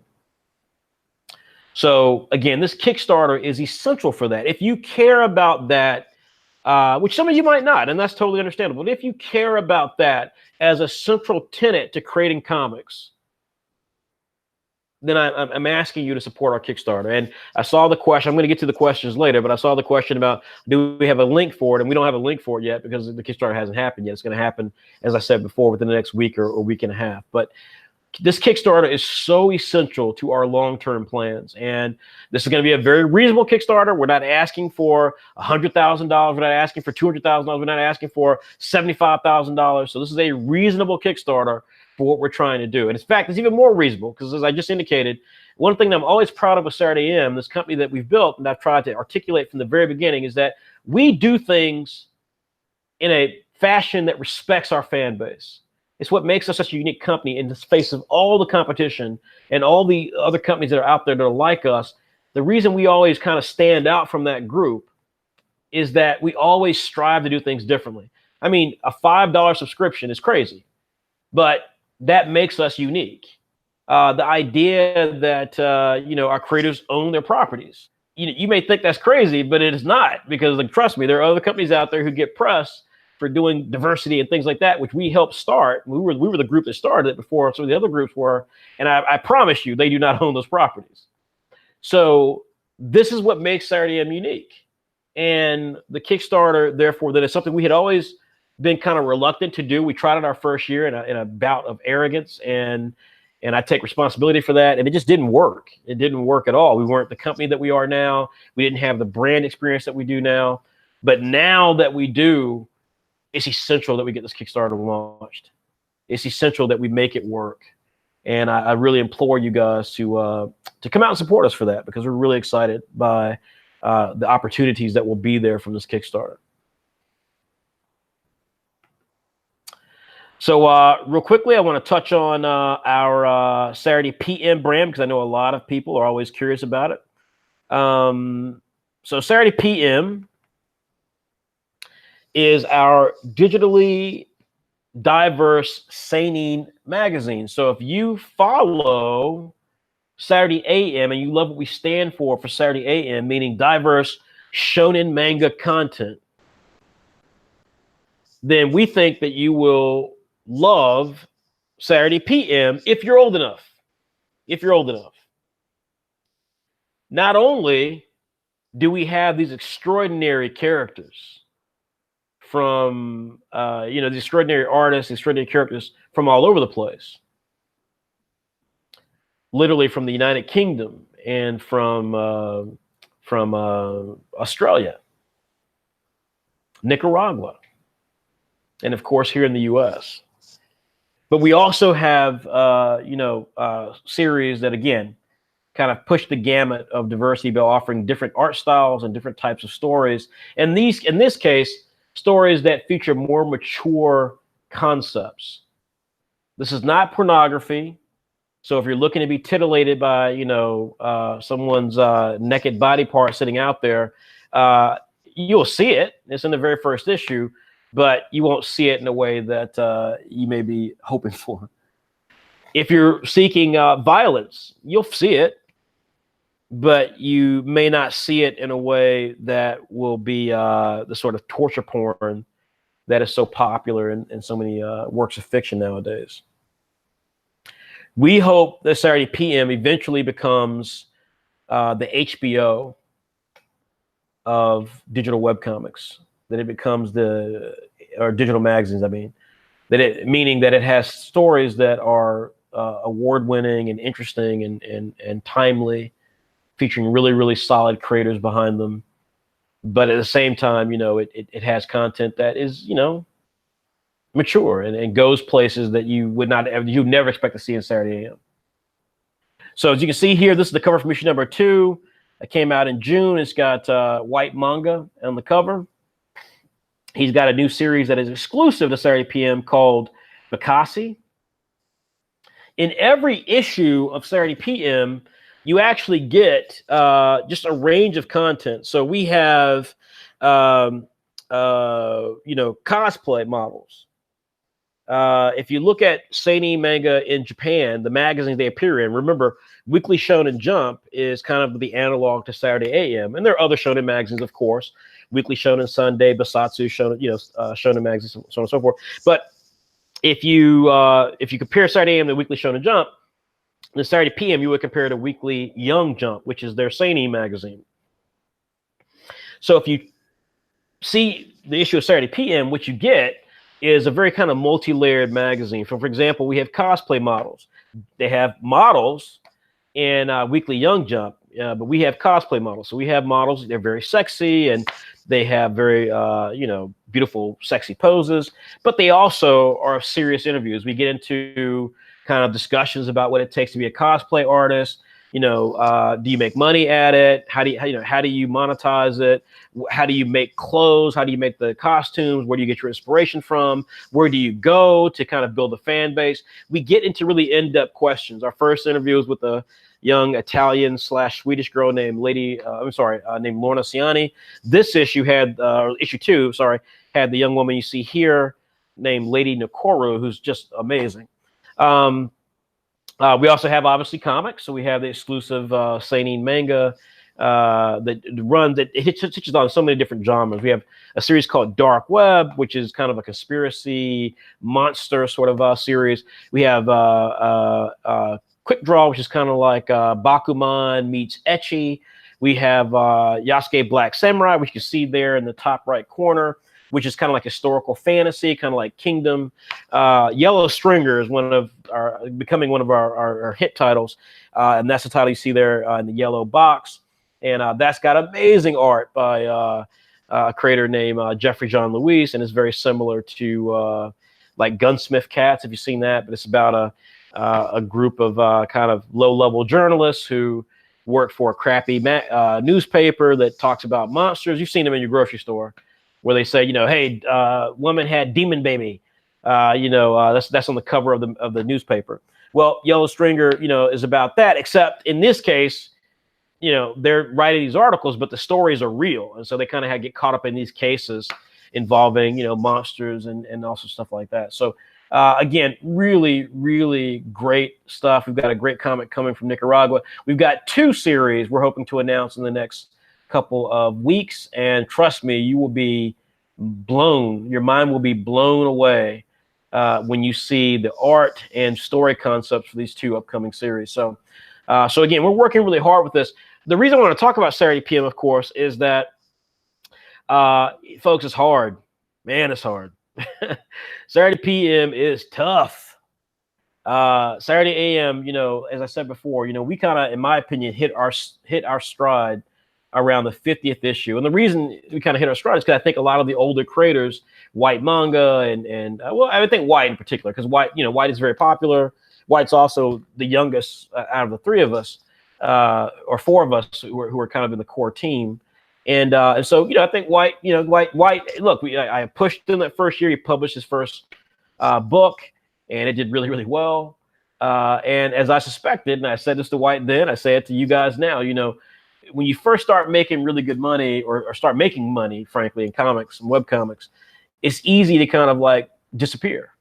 Now, keep in mind, White also had other things going on. He was in school. He's gotten his master's degree subsequently, and he's just really, done extraordinary stuff. But without question, it's hard when you actually are starting to make money to kind of motivate yourself. The 50th issue, I think, was where I think it kind of surprised White. I think it surprised a lot of our folks, frankly, that we had made it to 50 issues. For me and for Raymond, that was a long 2 years to get to the 50th issue. We worked every single one of those issues. But for creators like White and stuff who had not been in every issue, it was a different thing, right? It was for them. It was like, oh crap, we made it this far, man. I blinked and now we're in our 50th issue. And so Saturday PM, I've always made clear, was going to be difficult. Not because the concept is not good, not because the brand is not good, not because we don't have amazing creators. All those things aren't true. We've got amazing creators. We've got a great brand. We've got a good fan base. We know how to do this stuff. But it's tough because, as I said, our 50th issue was where we started to see the maturation of some of our older creators. And we also got to see newer creators coming in who were inspired by what we were doing for the last 2 years. So they came in with a level of confidence and a level of energy that enabled us to not have to, be hands-on as much with them. And that's always the challenge, folks. That's always a challenge when you're a publisher of a web brand like Saturday AM and Saturday PM, is the fact that you have to basically, kind of bring these folks along with you. You have to kind of, prepare them and nurture them along the way. So Saturday PM is kind of the next phase of that, right? Saturday AM, we know how Saturday AM works now. Saturday AM kind of works on autopilot. It still requires me every issue. I have to, be the bad guy. I have to kind of, hunt people down and make sure their content's moving along and things like that. But in the case of Saturday PM, it's new, and these creators are new, and so it requires me to kind of have to, bring them along gently, knowing that it's going to be like Saturday AM. It's going to be a process that takes a while to happen. That being said, Saturday PM, we think it's going to be massive. The success has already been positive. So, our goal is to try to get it to come out every 2 months, or bi-monthly, as they call it, every other month, however you want to look at it. We don't know if we'll hit that strand, but our goal had always been to kind of at least get 5 issues out by the end of 2018, and we think we'll be in a position to do that. Issue 3 of Saturday PM will come out this month.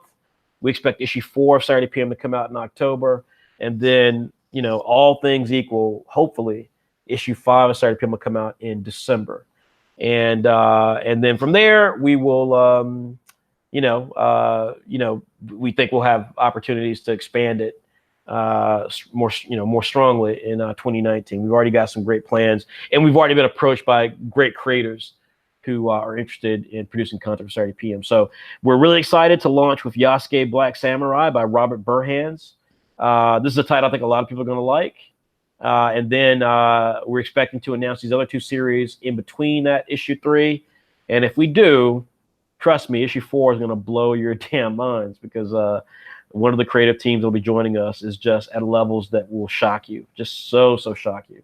So again, hoping that Saturday PM continues at the rate it's going. We're really excited about the efforts that we've employed and the team that we've built for this, and we expect it only to get bigger. So let's see. Next up, we want to talk about our store. And as I've said before, folks, we are rapidly kind of going towards our 100th issue. To that end, we're really excited about getting our store up and going. Now, we've got some plans for our store. I think, again, if you look at a lot of these other digital services and so forth, I'm not interested in putting something you'll never see with Saturday AM is us doing kind of crazy things, right? Like I'm always struck when I see brands that no one knows about. If we've got better traffic than they do, if we're in a unique position, it always strikes me as bizarre when I see people then who are maybe not at our level of popularity, who have mugs or skateboards or anything with their brands. Because I think to myself, I'm like, I know how hard this is for us, and I just don't understand why you think it would be easier for you. Like that's just not that's like we're all in the same boat, right? We're all trying to get to that level of Viz and Kodansha and Marvel and DC and Image Comics. And for God's sake, you don't even see that with, like, I haven't seen Dark Horse mugs. I'm sure they probably have existed in the 30 years that they've been around, but I haven't seen Dark Horse mugs. I haven't seen Dark Horse skateboards. So I'm always struck by this. But our store, we're trying to do something specific. We're trying to offer content that's relevant, and trying to put things in there that would bring a lot of our fan base the sort of stuff that they want to see. And so these, of course, include T-shirts. We want to have different types of apparel. We obviously have our tanks, our books, and so forth. We hope to have, again, more types of apparel, hats and things like that. But of course, the big one is prints. And we want to have, we already produce really amazing, beautiful prints. And we want to continue that process with really cool prints and stuff. So the key thing here is that we're trying to make our store friendly. And so it's been a multi-year project, and I'm not sure we're there yet, but I do ask that you support us. So one thing that we've done, for example, is we've moved all of our issues from here on out onto our website. So if you want to buy our comics, you just go to our website. You don't have to go to Gumroad. You don't have to go to Selfie, which is a service we no longer allow to sell our magazines. You just go to our website, and there will be a link on the storefront. It's called Shop at the top of the webpage, and you go to it, and you'll see all the different items we currently sell. And folks, here's the thing: if the link isn't working, it means we don't have product there yet. We do, but we just don't have it available for you to buy yet. So prints, for example, is on this page, but the print doesn't work. It doesn't mean everything else doesn't work, right? The magazines are there, the books are there, but the print doesn't work yet because we don't have prints quite ready for people to buy yet, although we will very shortly. But what we want to do in terms of making it friendly is we want to give people an ability that if you buy a shirt, if you buy a print, if you buy those things, you're going to get something for it, right? You're going to get something extra with this. You're going to get either a free subscription. You're going to get either an exclusive, bookmark or sticker. You're going to get items that you can take with you that just show you, again, how much we appreciate your support. You're going to get a coupon that you can use for a future purchase on our store. So we're trying to make our store as accessible as possible. We've got some secret things that we're going to be bringing soon. Again, they won't be coffee mugs, and they won't be, tires for your car, but they will be things that will make sense, that you'll be able to use, and or things that you'll be happy that we exposed you to. And so we're really excited about that. And again, it's a lot of work. It's not easy. So if you want to support us, and one thing, for example, that we don't have on there yet is a subscription itself. And we're working to make that happen so you can subscribe right there on our site as opposed to being diverted to Gumroad. And Gumroad's great. We've had very little problems with them over the last couple of years. But again, we'd rather control the process, because when things go wrong, it always is a scenario where Gumroad has some level of culpability, but they don't necessarily, respond like they've got culpability to it. And that's just no way to run a business. So we want to try to work on that. So there you go. And that's kind of some of the things we're looking at. And so that's kind of our store. And again, please check it out. You can go to www.saturday-am.com/shop, and you will have a chance to check out our stuff there. I'm just trying to make sure there are no other things I want to talk about. As I said before, our latest issue is out, and I want to give, again, a special recognition shout out to Frederick Ward, who created Comet Man. Frederick is one of our slower artists, but I got to tell you, when a lot of these guys, I've been on them for the years they've been with us, about improving, about getting better, about getting faster. Not because I think that they're horrible or I think that they've got a problem, but because we know with just the way that our stuff works, that the more frequent you produce your content and release it via Saturday AM, the faster you build a fan base. And Saturday AM fans are some of the best in the industry, because we have guys that just go to the mat for us. In fact, I was talking to a luminary in the manga anime business here in the United States, and they were telling me that at a show, which I didn't even know about this, but at a show in LA, WonderCon, one of our fans stood up and was just like berating all these people from Udon and other companies about why Saturday M's not getting the love it deserves. And it was wrong. Obviously, he shouldn't have done that. Of course, I had to explain, like, hey, we did not tell them to do that.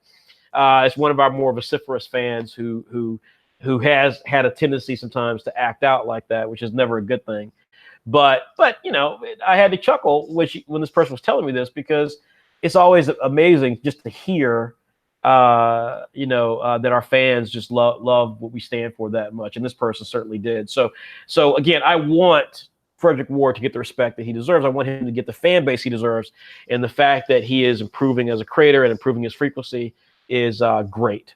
There's a good chance, fingers crossed, that Comet Man Volume 1 comes out next year, and so we're really pumped about that. In fact, next year we will be dropping Mass V Multiplayer World of Ghosts Volume 1. We'll be dropping Clock Striker Volume 1.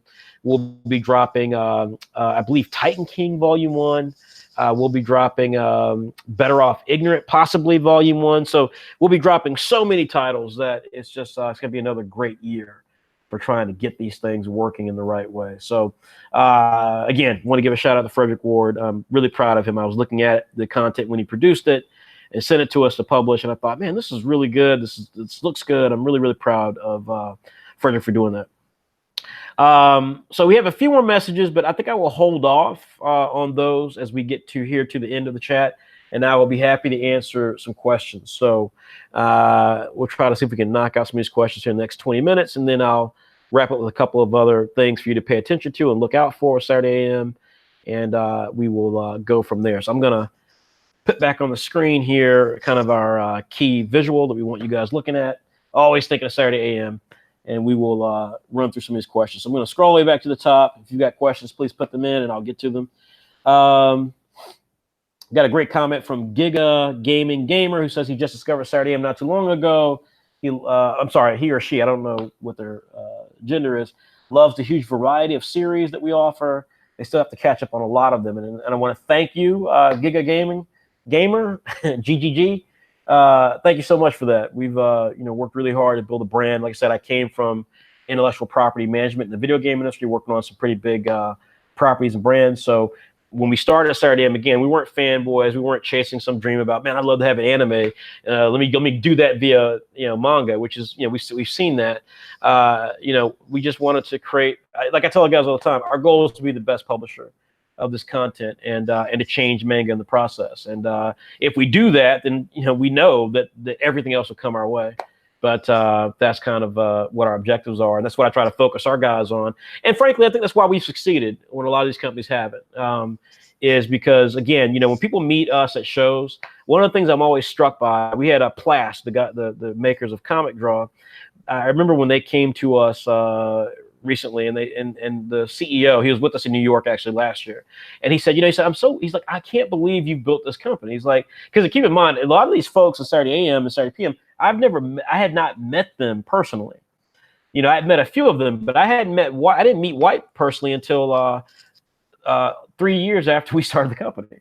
I didn't meet him face to face. So here we've got this guy, Robert, who's the CEO of Plast, makers of Comic Draw, who is, he's, beside himself in New York that we have built this team.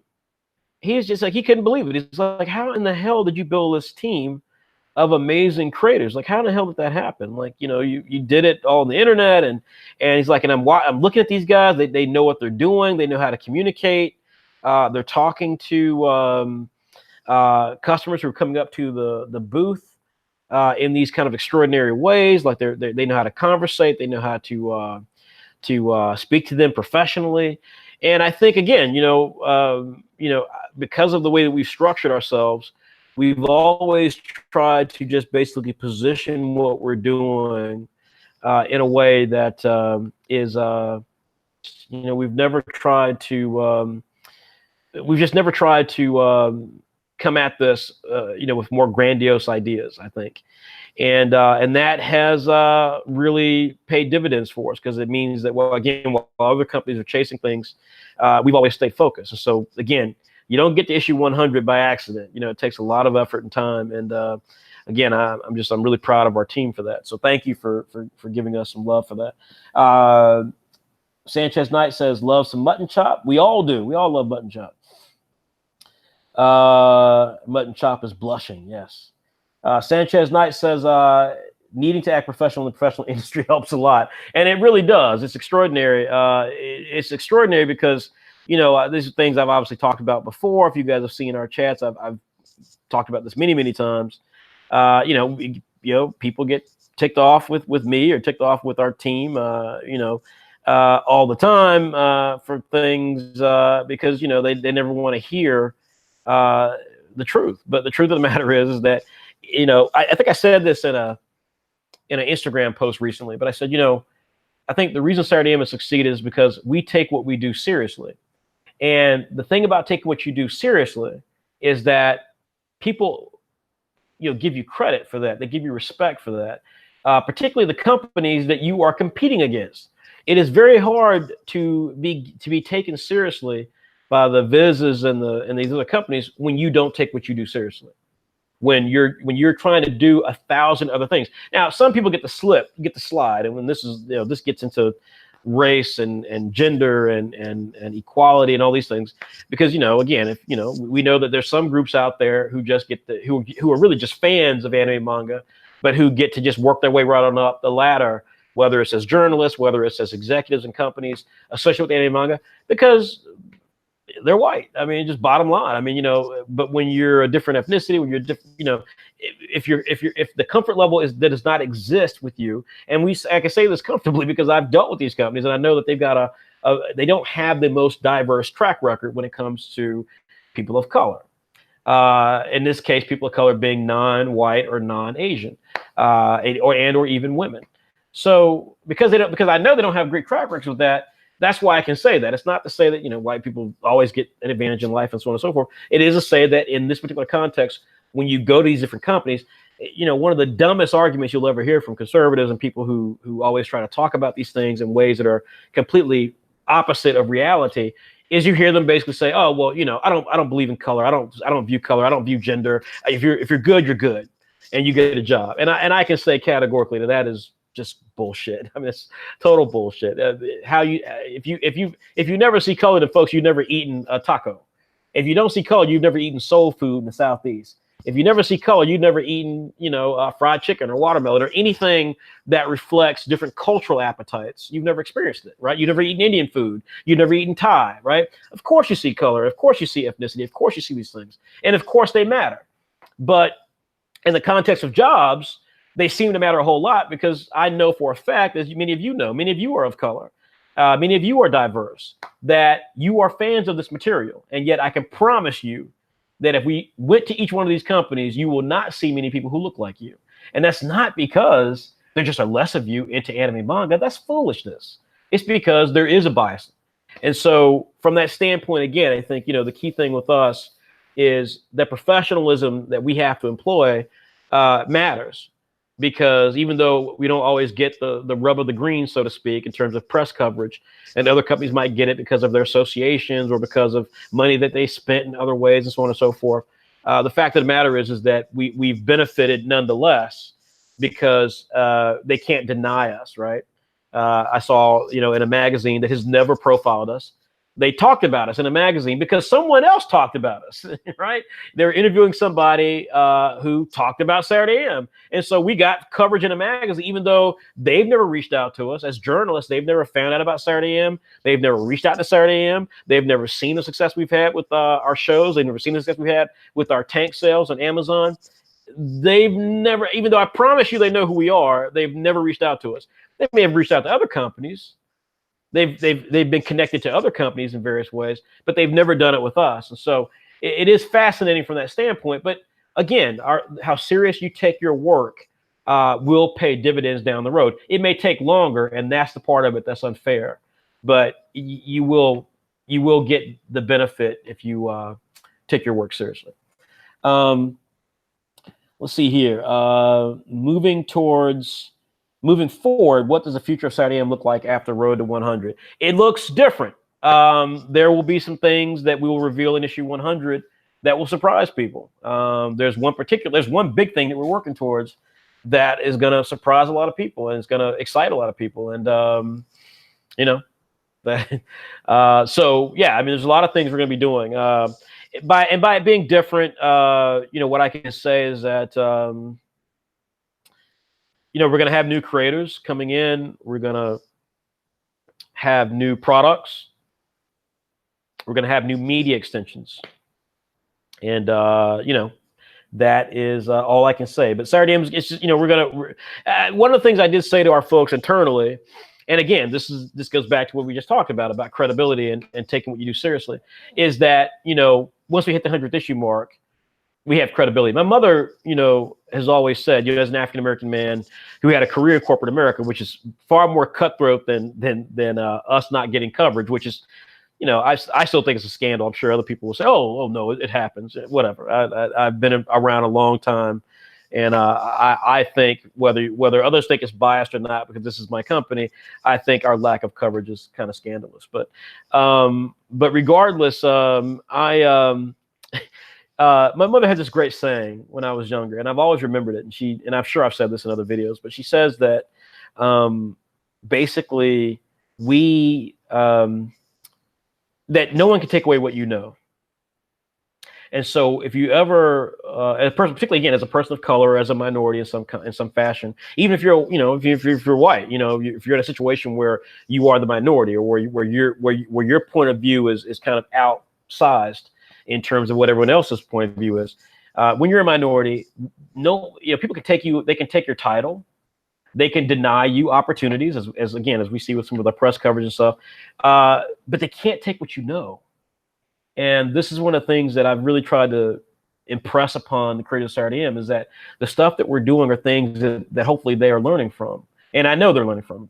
But they can't, you know, no one can take what we know. So they can play all sorts of games with us, but we're here, we're serious, we're committed, we're successful. We continue to push the envelope. We're going to continue pushing the envelope, and they can do a lot of things to us. They can lie and cheat and steal, and, you know, and all those things have happened to us, but they can't take what we know, and we know a lot. And so that is, I think, is one of the really key aspects of, you know, Saturday AM and trying to go to the future, is that we know what we want to do, we know where we're going, and we know where we've been. So the biggest thing to come to us, that's gonna, I think, be a big deal for us, is just we're gonna look different, because the credibility with Saturday AM is gonna be totally different, right? You know, everything that we've strived to do, we will have accomplished at that point. And so now the thing will be that, oh, this Saturday AM, that's the inevitable sort of brand. That's the kind of, you know, brand with credibility, because, you know, these guys came out 5 years ago. They've been consistent, and here they are now. They've got 100 issues on their belt. Like, no one can take that from us, right? You know, they can, you know, we'll always have someone who'll say, oh, I don't care for Apple Black, or, you know, I don't like that person. I don't like their design, or, you know, they, you know, I prefer this company than Saturday AM. That'll always happen. You can't change that, but they'll never be able to take away from us that we produced 100 issues. They'll never be able to take away from us that we've got these properties that are part of what makes the Saturday AM experience. They'll never be able to take away the fact we've got these amazing fans from all over the world, right? That'll never be taken away from us after issue 100. So really big deal, and we're really excited about that. So will there be a page for Saturday PM on the site later this year? I don't know. Saturday PM has a website, folks. It's www.saturday-pm.com. The same way that we have the website for Saturday AM, it's just PM. We've got a lot of work to do on it. To be fair, we've not updated it nearly enough, and that's my fault ultimately. But I mean, there's nothing I can do about it. I'm one man, and I do like 95% of Saturday AM stuff, so of everything in the company. But the fact of the matter is that, yeah, we do have a web address for it. We have social media for it. We have Saturday PM has its own Twitter. It has its own Instagram. It has its own Facebook fan page. So one thing I can say, if you are wanting to follow Saturday PM or make Saturday PM a bigger deal, is to just support those efforts. You know, if we're on Twitter, you know, post things and at us on Twitter, at us on Instagram, share our posts that we make. ask comments and questions, which you can do a little easier on Facebook, our Facebook fan page. But engage us. If you do that, I promise you, PM will see more activity because we have lots of creators of PM already. So we have plenty of people who can respond. But that's where it starts is getting them to see the response that we're getting, and we know the response we're getting, but financially at least. But we want to try to extend that into fandom. Someone says for us to come down to Canada, and we have actually 3 creators in Canada, and by the end of the year, possibly we'll have even 6 or 7. So this person in the manga anime category I chatted with yesterday actually was really impressing upon me that Saturday AM needs to go to Toronto, because not only do we have a fan base there, but there's a really active scene there for stuff that we would benefit from as a brand. And we certainly are considering it. Without question, we're considering it. And we were considering it before this person told me this, but I would not be surprised to see Saturday AM/PM in Canada in 2019. I would not be surprised.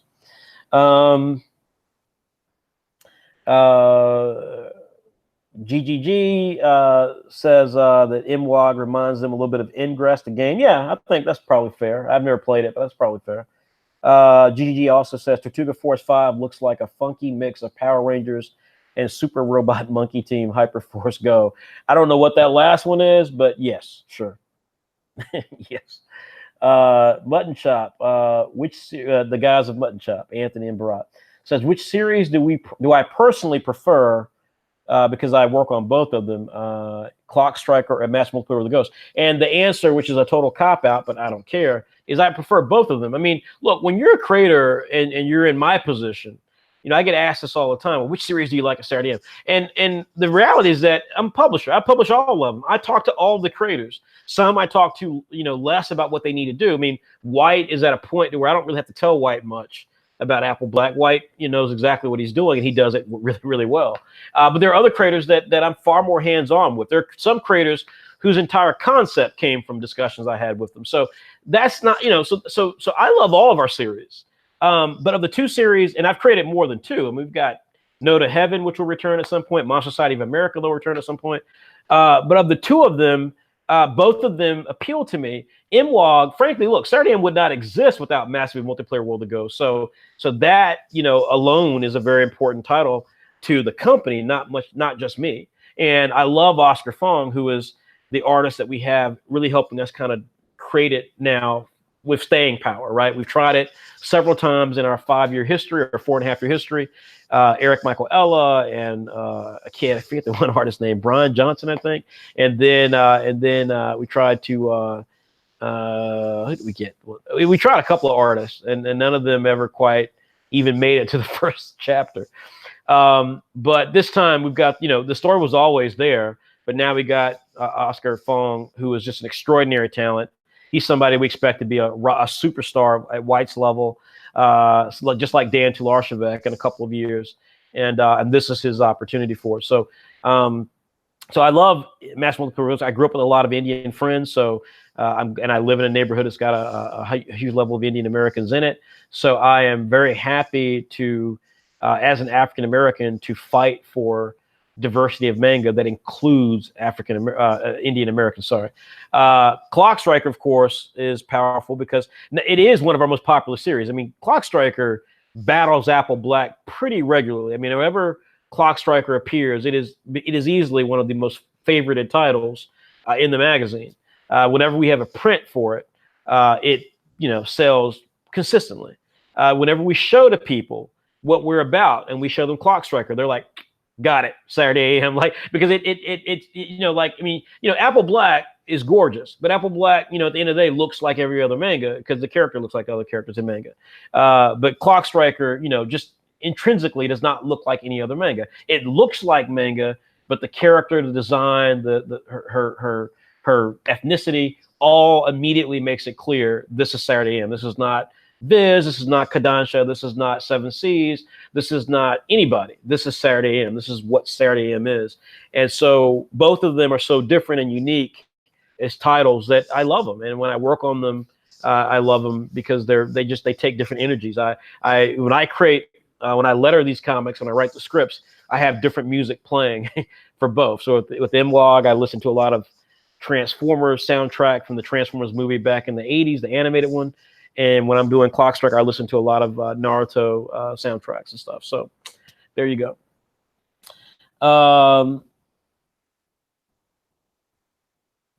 GGG says, tell us about your favorite moments from each one of those.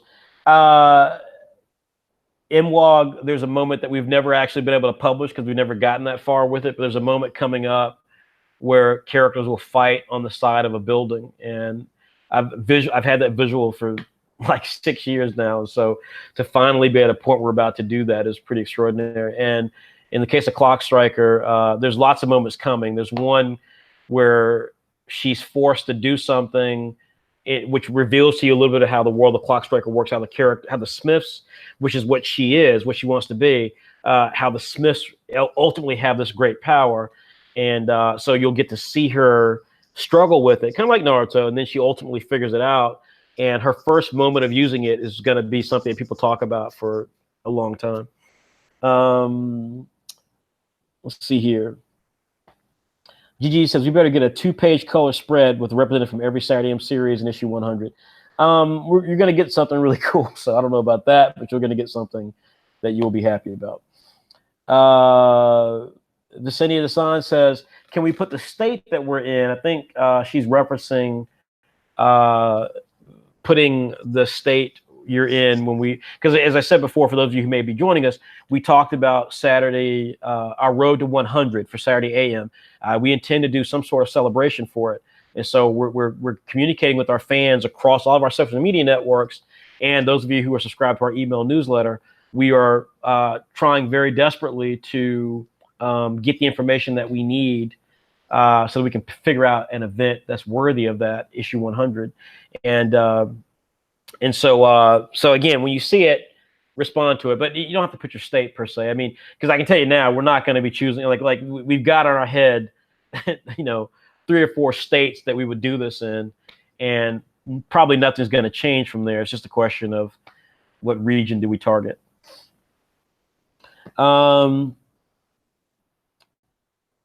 Let's see here.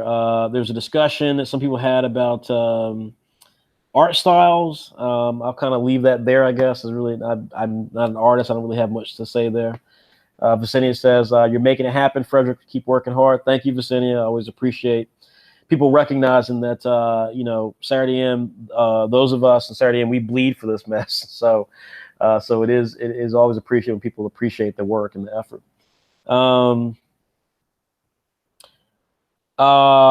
Asia Sketches says, do we see ourselves in the future being able to sell comics on your website inside of stores such as Barnes & Noble? So this is part of why the Kickstarter is important.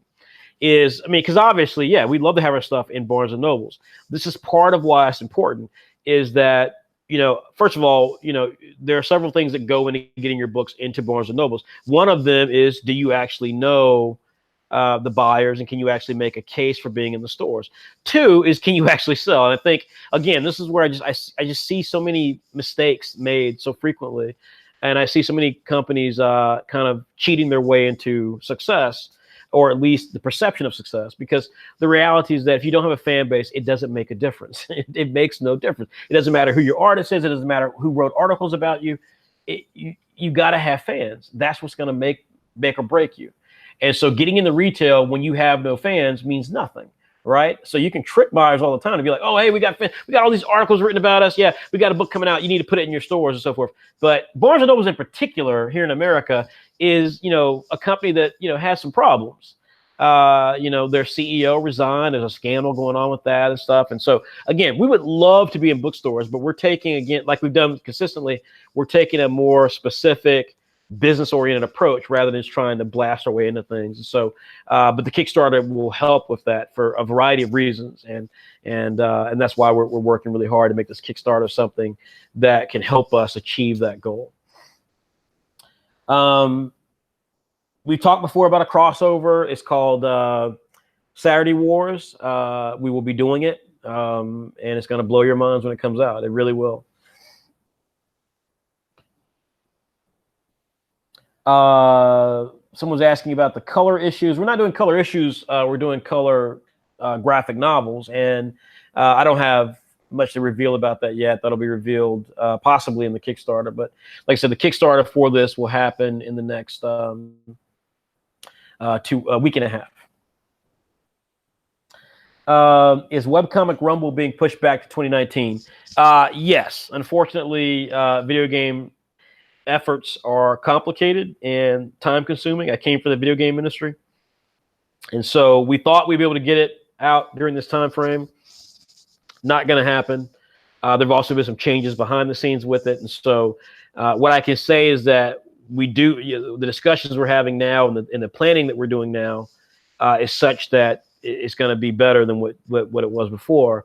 But nonetheless, it's evolved things we got going on. We had a choice of where to direct our resources, and we chose to direct them in our 100th issue and our travel schedule and some other things we got coming up. So there you go. Andrew Lewis says he'd rather have a mug. Good luck to you, buddy. Look, at some point there will be a Saturday AM mug, but that'll be when Saturday AM is so strong that people are willing to pay a lot of money for a mug. Jesse Gilbert says, I love collecting prints. Once that link's open, I'll buy them. Jesse, we have tremendous success with our prints. I mean, again, this is one of the things that's so fascinating is that, I remember the first show we went to with White and some other people was Crunchyroll Expo last year. And we saw other companies there who, people would consider, contemporaries of us or competitors to us and stuff. And they were giving away prints. I mean, they were like giving posters away. And that's great. Hey, that's fantastic. But like that, again, we exist and we are here because I run this company a very specific way. You're not going to see us spending money unnecessarily. You're not going to see us spending our hard-earned money and not getting something out of it. So and again, if we go to a show and we don't get the sort of promotion or support, or we don't get to interact with the companies who are throwing the conference the way that we'd like to, we're not going again. It's that simple. And so, I mean, again, we run our company. People will say I'm very conservative, and I am socially very liberal, but from a business standpoint, I am extremely conservative. Our balance sheet works. So again, that's kind of the reality of Saturday AM right now. And the prints work really well for us. We've never given away prints. We always sell our prints. We have high production values with our prints. And so yeah, that's the best I can tell you. We sell prints very well at our shows. So we're really excited to unveil them on our site. We think it's going to be a big business for us, and we're excited about bringing them to it. We want to choose the right ones. We want to do it in the right way, but we're very excited about it. Let's see here. We're going to be doing a lot of stuff for the Kickstarter. Yes. We're going to be trying to reach out to all sorts of groups. We have already reached out to all sorts of groups, and they're going to be promoting us and supporting us to make this Kickstarter a success. And again, we're not, asking for anything crazy in the Kickstarter. I mean, we hope we go over our initial thing that we're trying to achieve financially. We hope we go far beyond that because it means we can do more cool stuff. But under no circumstances are we trying to ask for a ton of money. So we've done our homework. We've learned for our lessons, and we've employed a lot of people to help us make this Kickstarter a success. And we hope that you all would be a part of that as well. Let's see here. Jesse says he loves my politics. It's one of the reasons he starts Scrum Saturday AM. Hey, look, we have people who in our group, in our company, trusted members, people that I love, who are conservative, who voted for Donald Trump. So don't get me mistaken. My liberalism is true liberalism, meaning that I want everybody to be welcome in Saturday AM. That being said, I've been very upfront about the fact that if you harbor views that are racist or sexist or anti-gay or anti-religion or anti-someone's country, anti-someone's creed, and just that's not like I won't support that, and so Saturday AM won't support that. And so we try to keep politics to a minimum, although I think that's really hard to do when you care about everybody having a voice, because it means you have to stand up for people. But there's no question that politically I'm very upfront about the fact I'm liberal. I don't hide that. I don't think I have to hide that. And so from that standpoint, if people are supportive of that, that's great. But you don't have to be a fan of Saturday AM, not at all. Let's see here. IGTV. Yes, so IGTV, we actually, I'm glad someone mentioned that. So we have a show on IGTV. We've done 2 episodes of it. They've been very well received. I must say I've been really, really, really excited and happy about it. It's called Knowledge Bomb. Here's a crude piece of artwork featuring me as some bald-headed fat man in an emperor coat, but by Anthony Jackson. But I do love that. Yeah, I do love the fact that we have this show. Again, I've been so busy that I haven't had time to do additional episodes, but I will. Again, I think the key thing for me is, as I said earlier, is to recognize what I do, and what I do is run a company. And so we got a podcast, for example. We filmed we recorded a new episode of it. I've got to edit it. So the reality is that, the podcast is not going to come out as frequently as I wanted it to, because the fact of the matter is that if I have to do it, I only have so much time. I've got so much stuff with Saturday AM to operate, so much stuff Saturday PM to operate, and so much stuff for the company to do that I don't have the time to do it. That's again, I think that's where I see some people making mistakes. They try to do too much, and you gotta stick. You gotta have a lane, stick to it, and just try to make that work, initially. So we're really excited about IGTV. We've gotten really great responses from people about the work we've done on IGTV, and you will see a future episode of Knowledge Bomb. I already know what it is. I've started, setting up and doing pre-production for it. As soon as I can get it ready, it'll go. Let's see. Someone says, Toon Thailand says, is it hard to do Saturday PM or is it hard to do Saturday AM? Which one is easy? Saturday PM is harder for sure, because again, these are new creators. They're new to Saturday AM.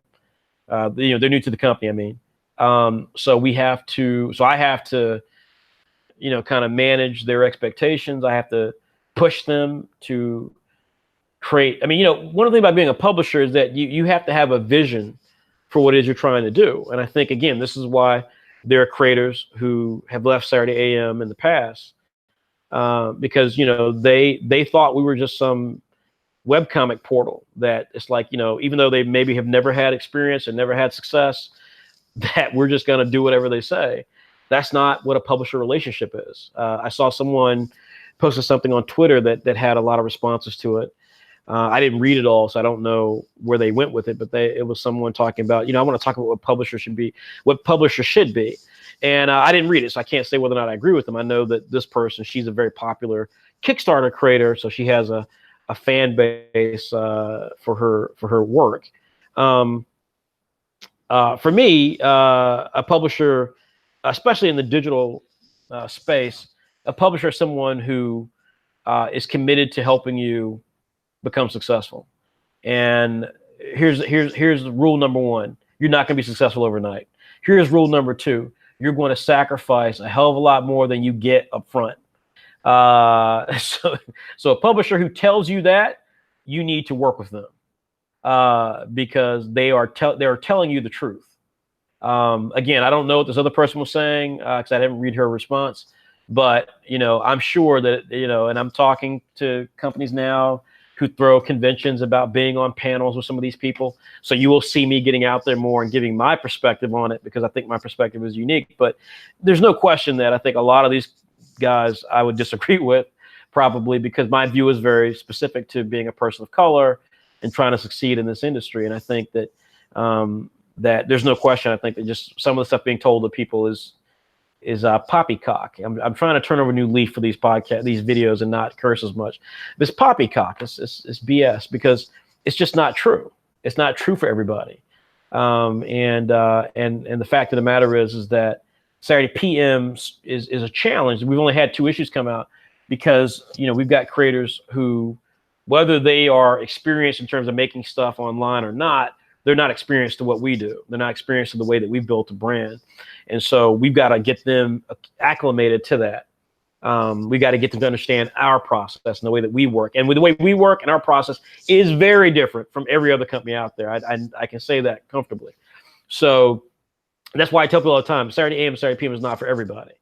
So I've got to do more work with those creators, managing their expectations, pushing them to tell stories the way that we think their stories will be successful. And yes, that means that we say, look, what you're doing is great, but if you do this, you'll have more success. Yeah, we will do that. And if that's something that you're like, oh, can't tell me how to make a comic, I know how to make my comic, then you don't need to worry about ever working with Saturday and Saturday PM, because that's not what a publisher relationship is, in our opinion. And that's just not how we work. So Saturday PM's tougher. We're working to try to change that. We're hoping to try to make that happen. But that's the best I can say right now. It's PM will be a success. It's already successful, but it will be at a level of Saturday AM or even bigger once we kind of nail the right balance between the workload, the work effort, the work product, and the creators themselves. Let's see here. So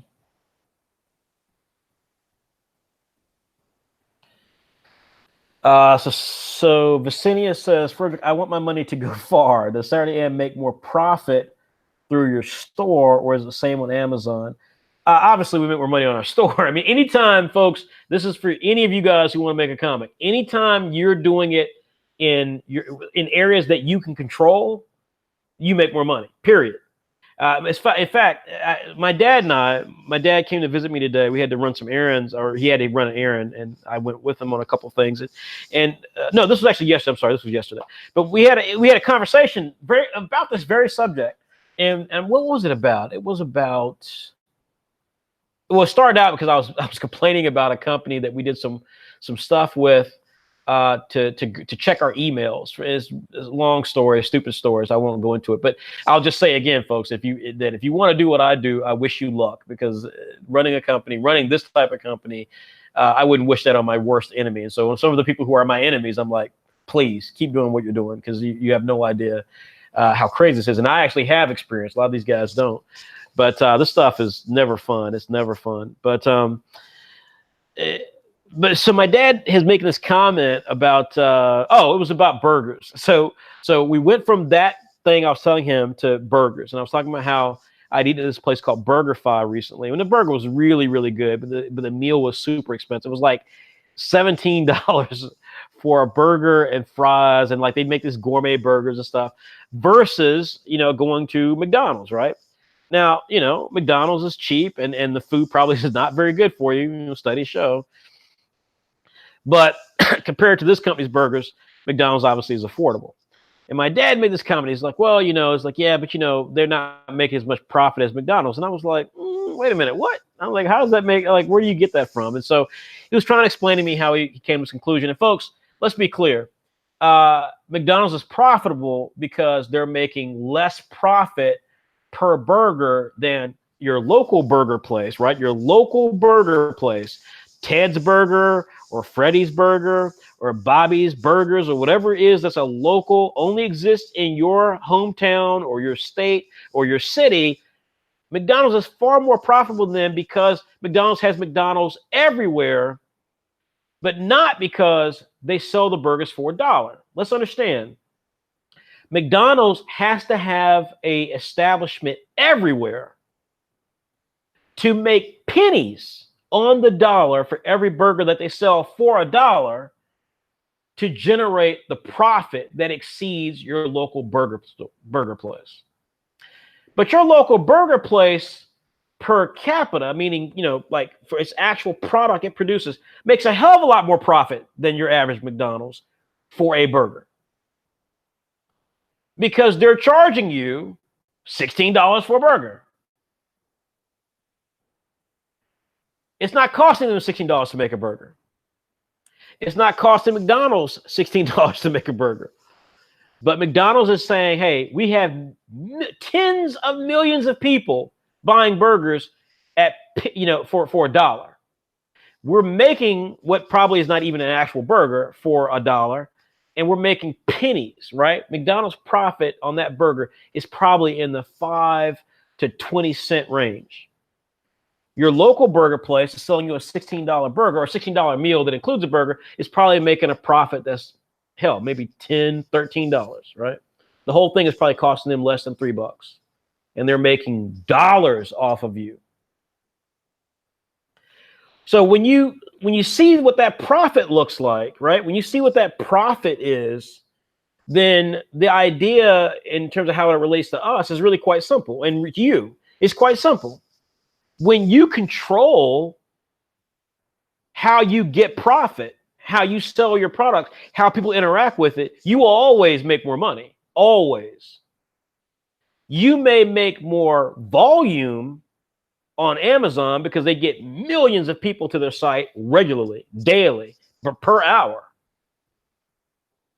But in terms of pennies versus dollars, the dollars always matter. Trust me. Dollars always matter. And so if you can support the creator on their site, support Saturday AM on our website. That includes Gumroad. That's why we're trying to get the subscription on our website fully so that you're paying us directly for our subscription as opposed to paying Gumroad. Even though Gumroad is great, we have no problem with Gumroad, but we ultimately like to control everything on our website. But if it works for you, meaning that, you know what, I'm going to buy a copy of Mutton Chop or Paradise Down when it comes out on Amazon because, I get free shipping, and I'm a Prime member. Also, I got to buy some more detergent. I got to buy some more underwear. I got to buy, a new iPhone charger or iPhone case or whatever it is. Then buy it on Amazon. Do what makes you happiest and it supports you in terms of your money situation. But if you're doing it to support us, always, or any creator, always do it off of their site. Always. Let's see here. I can be scary sometimes. Thank you. Angel Lewis says, what is the funniest thing that went down in Chicago? We have a bloopers video. And so there's so many things that went down in Chicago that were really funny. We always have fun. I think, again, this is something else. Again, look, people always say, like, why are you always talking about Saturday AM is released to other companies? Because Saturday AM has competitors. Why the hell would I talk about Saturday AM released to other companies? I've never understood that. Like, of course I talk about Saturday AM as released to other companies. Saturday AM exists among, we don't control the industry. We're a piece of it. And hell, we don't get enough press as it is. So I always will talk about Saturday AM as it relates to other people. That's just, I don't understand. Like that's just crazy to me why that's even a question. So when I look at other companies, one of the things that's always fascinating me about Saturday AM is that we have, people always love seeing pictures. Some of our most successful social media posts are the ones that feature us as a group in person, just eating burgers or eating chicken or hanging out or laughing at some stupid thing we did.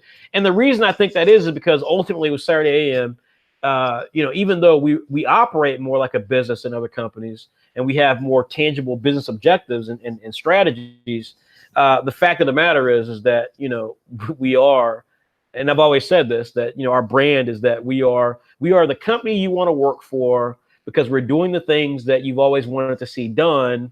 And we are like the people that read our stuff, like we are nerds, we are geeks. We're not super cool. We don't have funky hairstyles. We're not, we're normal people. We're nerds and geeks. And I think that's what makes Saturday AM so special is that that's who we are.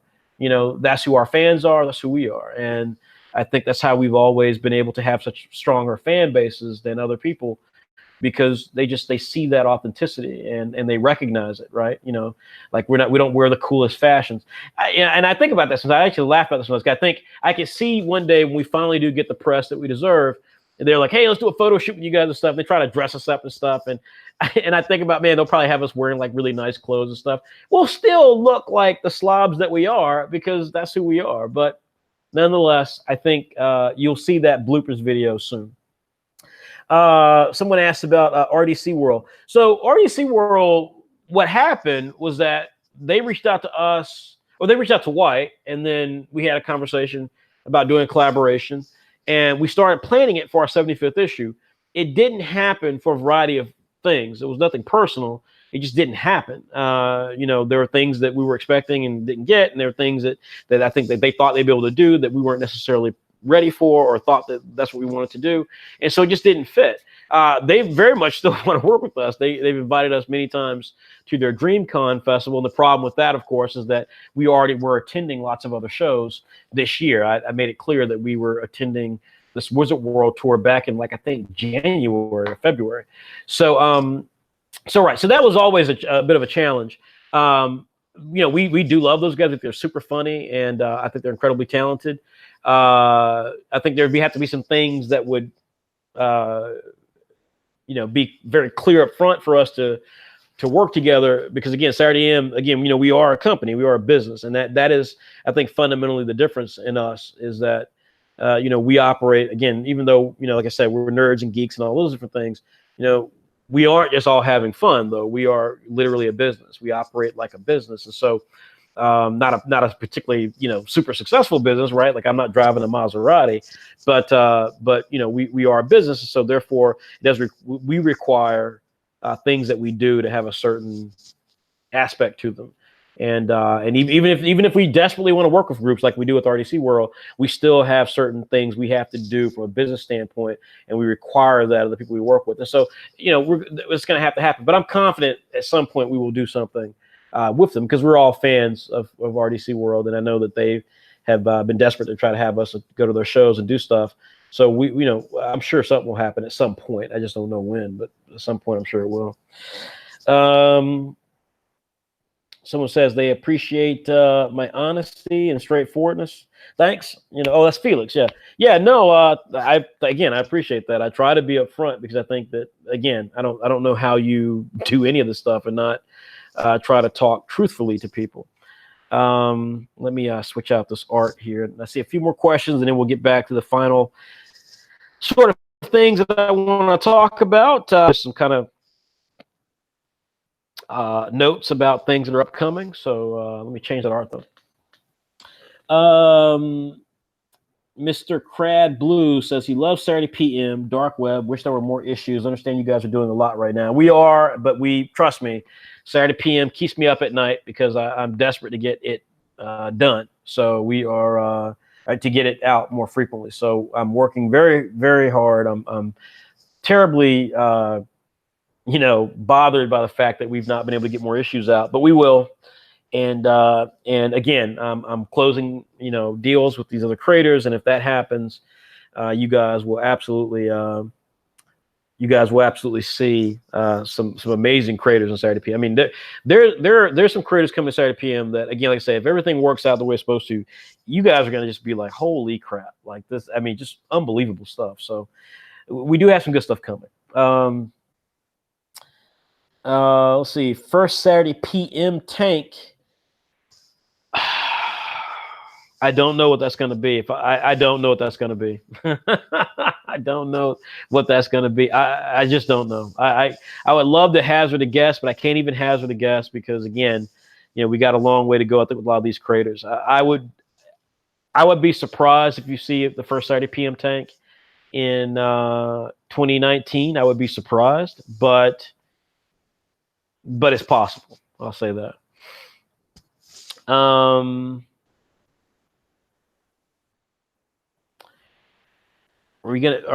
we gonna be taking? So I see a lot of questions related to Summer of Manga. So again, if you didn't see the video, I don't want to rehash what I said earlier. Obviously, you know, hopefully you'll go back and watch the video at the beginning, because we did talk about Summer of Manga. But Summer of Manga is suspended. We published all we're gonna publish. I've said this repeatedly in various channels, various situations. Nothing happened to the Summer Manga people. I don't really understand that question, but nothing happened to them. It's just that, again, you know, people submitted stuff.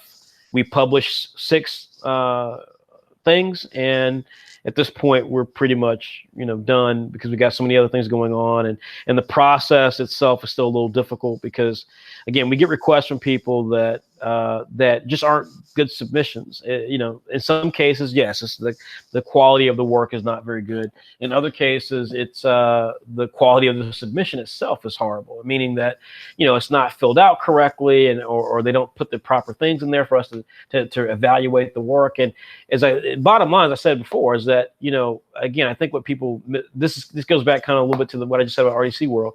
We operate like a business, and I think sometimes people get the impression because I'm very transparent, because you guys can ask me questions directly. I mean, try asking a lot of publishers questions directly if you even know who they are.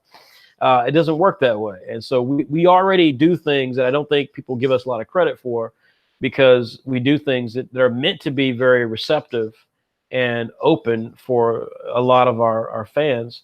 But that in turn becomes a problem because people then expect things that are completely unrealistic and unfounded.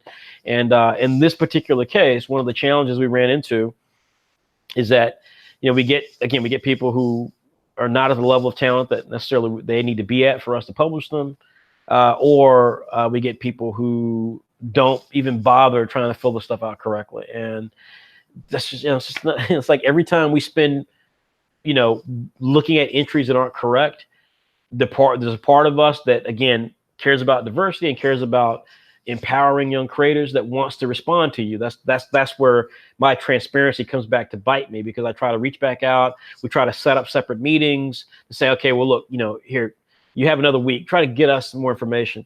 And it just doesn't work. It ends up being another week that therefore then it means something else then gets pushed back that affects things that actually are important for us, right? What's important to us is not to publish everybody's work. What's important for us is to make the best magazine for the creators that are part of Saturday AM and Saturday PM that we can. And just because someone would like for us to publish them doesn't mean that's our responsibility. It's certainly not our responsibility. So that's a challenge. That's where Summer Manga just became a bit of a challenge. Pilot Manga hit the same issues. Pilot Manga at one point had like 3,400 members, and that's where when you look at some of our competitors, they came from Pilot Manga, right? Like we basically created a marketplace for people to say, oh, well, I can't stand Saturday because they didn't take me seriously, or they didn't give me, they didn't listen to me and stuff, which is not true. But they saw an opportunity to talk to lots of other artists. They created this sort of anti-Saturday AM identity, and then they try to create what they did, and that's where you see a lot of these groups. That's how you see them existing. But the fact of the matter is that they came from these experiences that we had, and that's fine. I mean, that's going to happen no matter what. But for us, trying to do that and go to conventions and make magazines and plan for the future and bring in new creators in different ways. We do bring in we're looking at creators all the time. So Summer Manga is a different process. March Madness is a different process, but we're looking at new creators all the time. The fact of the matter is that we're looking at them because we see their work and like, man, they're really talented, or they've contacted us and they've done it in a way that respects our professionalism, meaning that they've given us the information that we need. They're super talented. They've approached us in a way that's polite and professional, and so we're able to look at them and go, you know what, that person would be really good at Saturday AM or Saturday PM. Let's talk to them a bit more. Let's make a pathway to talk to them. That's the reality. And so I think at this point, you're going to see more creators come from that method, because the fact of the matter is that when you've got creators like Jay Oden, White Manga, Andrea Voros, Oscar Fong, Dan Tularchevek, Jin Chan Yumlai, Raymond Brown, Mike Tremong, again, I knew I would run out eventually, but there's, all the creators we have, I'm forgetting all of them, but Kai Link, Jack Sherwin, Robert Burhans, Michelle Massarolo, who's a part of our family. She's not currently doing a comic, but alone she is better than the vast majority of people you'll see in digital comics. When you've got this as your family already, right, it is very hard to go beneath that.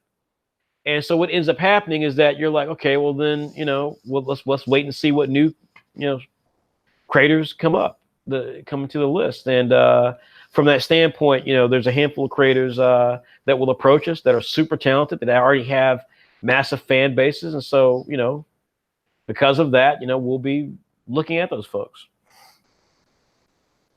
Let's see here. Was there any other questions?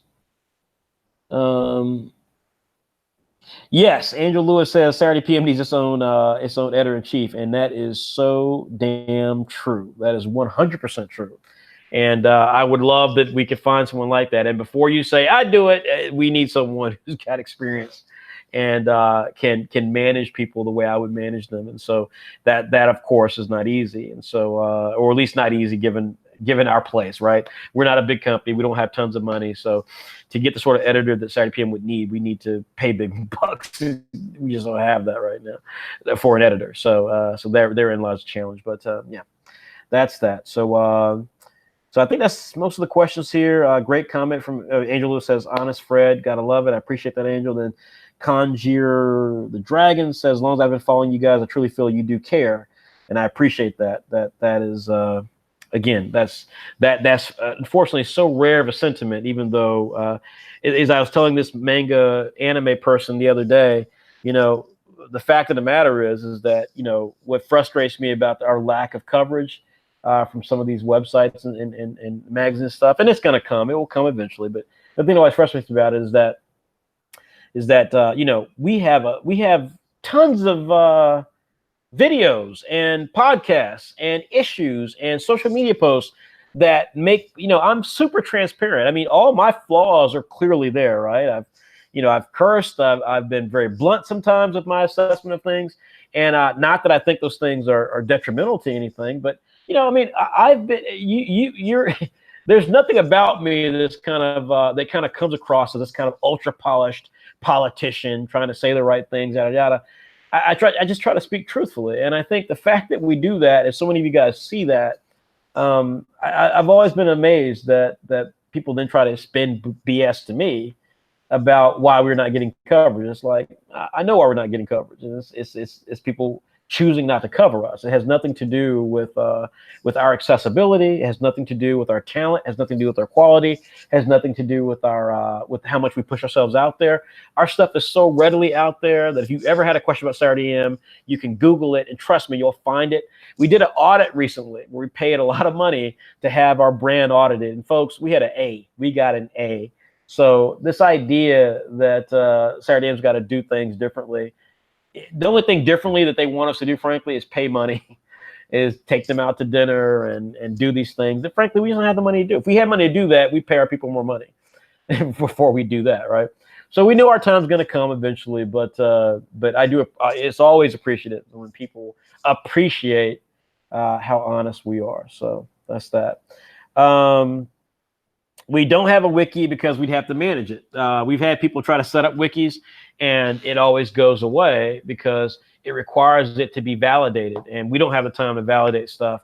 And to be honest with you as well, I mean, until we get to a certain level, I'm not interested in having one, because all that ends up happening is that you get, some butthurt fanboy who we didn't say they were awesome, or someone who feels like we didn't or is against us because of our commitment to diversity, or because of my race and various things. And we know it. And again, all these things are so happening on the internet right now. To claim that they're not is crazy. But you would get those types of people trying to attack us, and we already get, like I said, lack of plurality. Why the hell would I want to empower someone to be disrespectful to us? That's crazy. So we don't have a wiki. We will eventually have a wiki, but we'd rather people come to our website. Frankly, if you want to, see more stuff about us, go to our website. That's the best way that can happen. And there are things that we can do on our website or our Facebook fan page. And there are things that we can do to empower that even more. But as of right now, at least, we just don't have that. So that's kind of where we are. So that's everything. Yes, the TCG, we've been approached about that. We've been approached about anime. We've been approached about video games and all those things. We've been approached about apps. And so all those things are in discussions. And at some point, you will see those things. All right, a couple of quick housekeeping notes because we are done. My throat's hurting. I'm done for the night.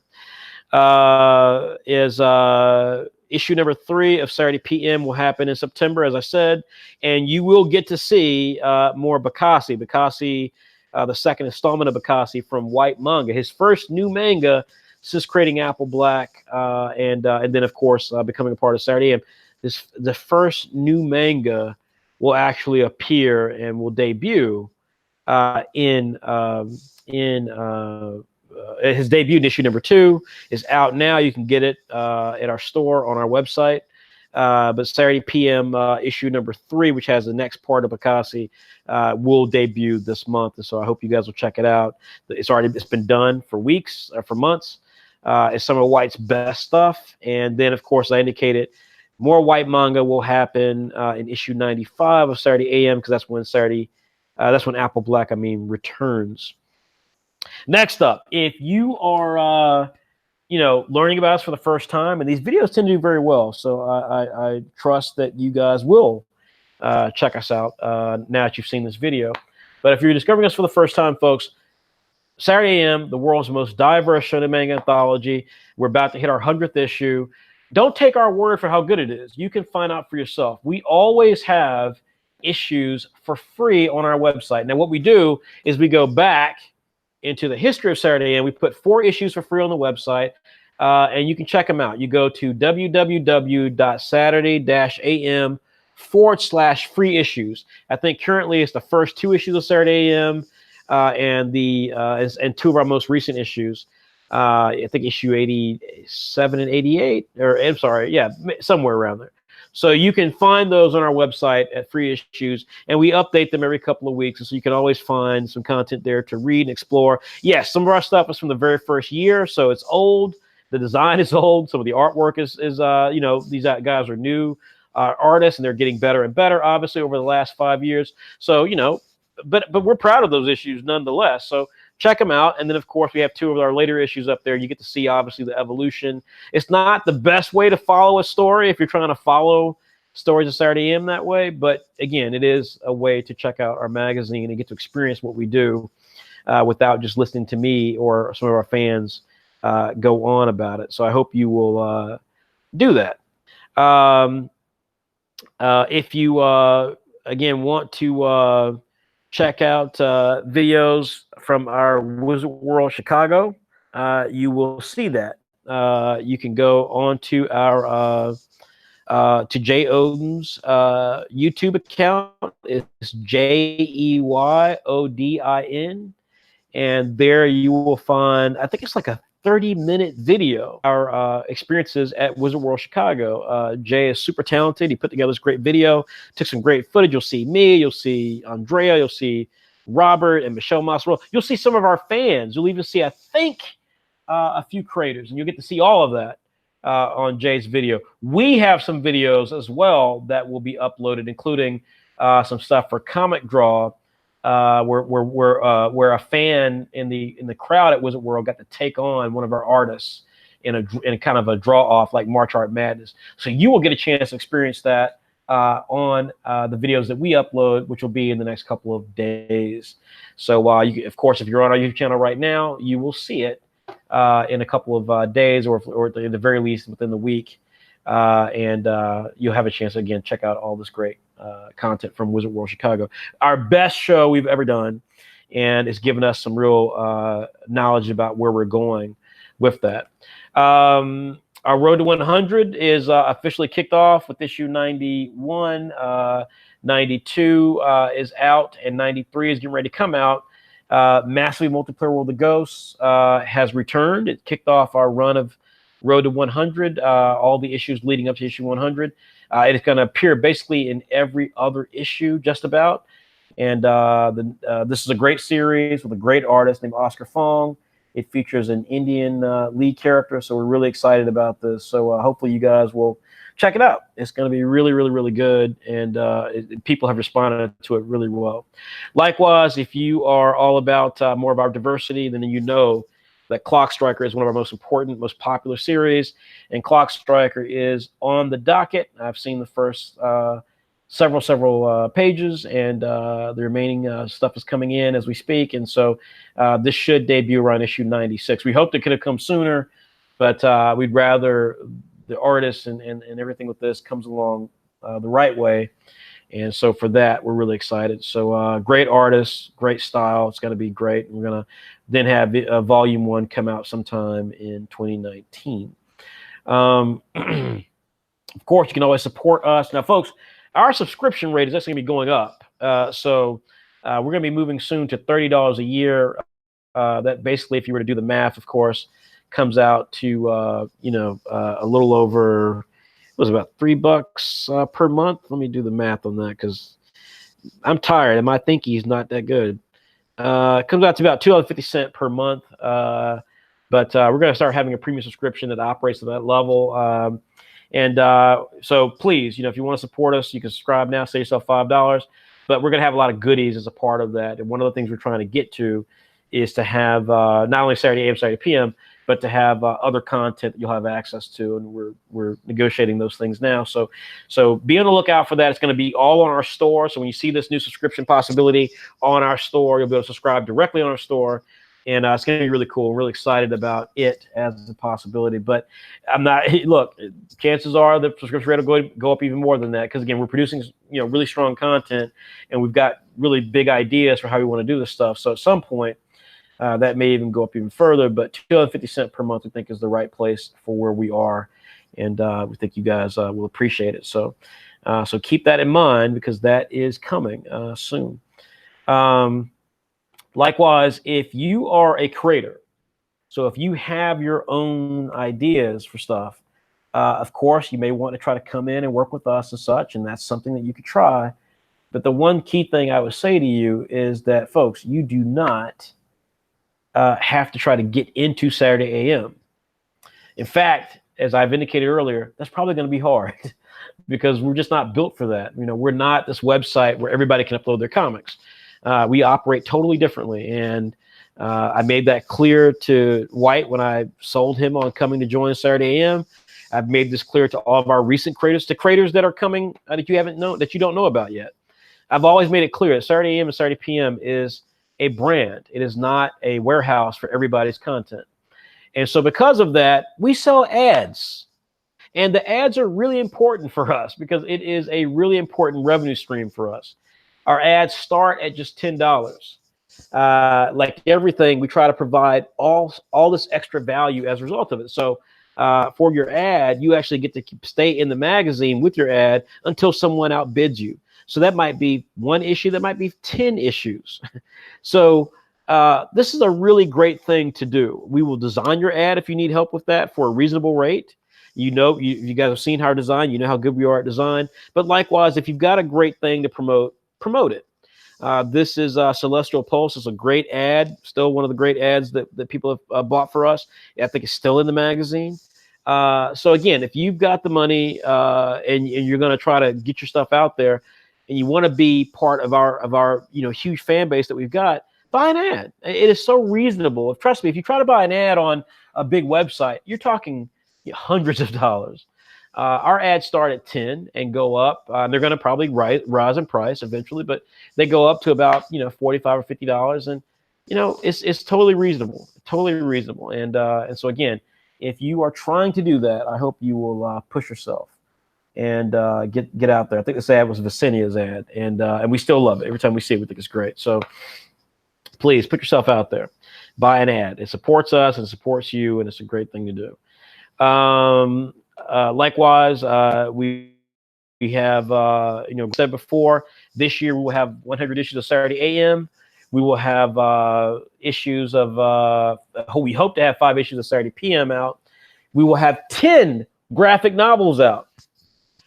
We currently have 7.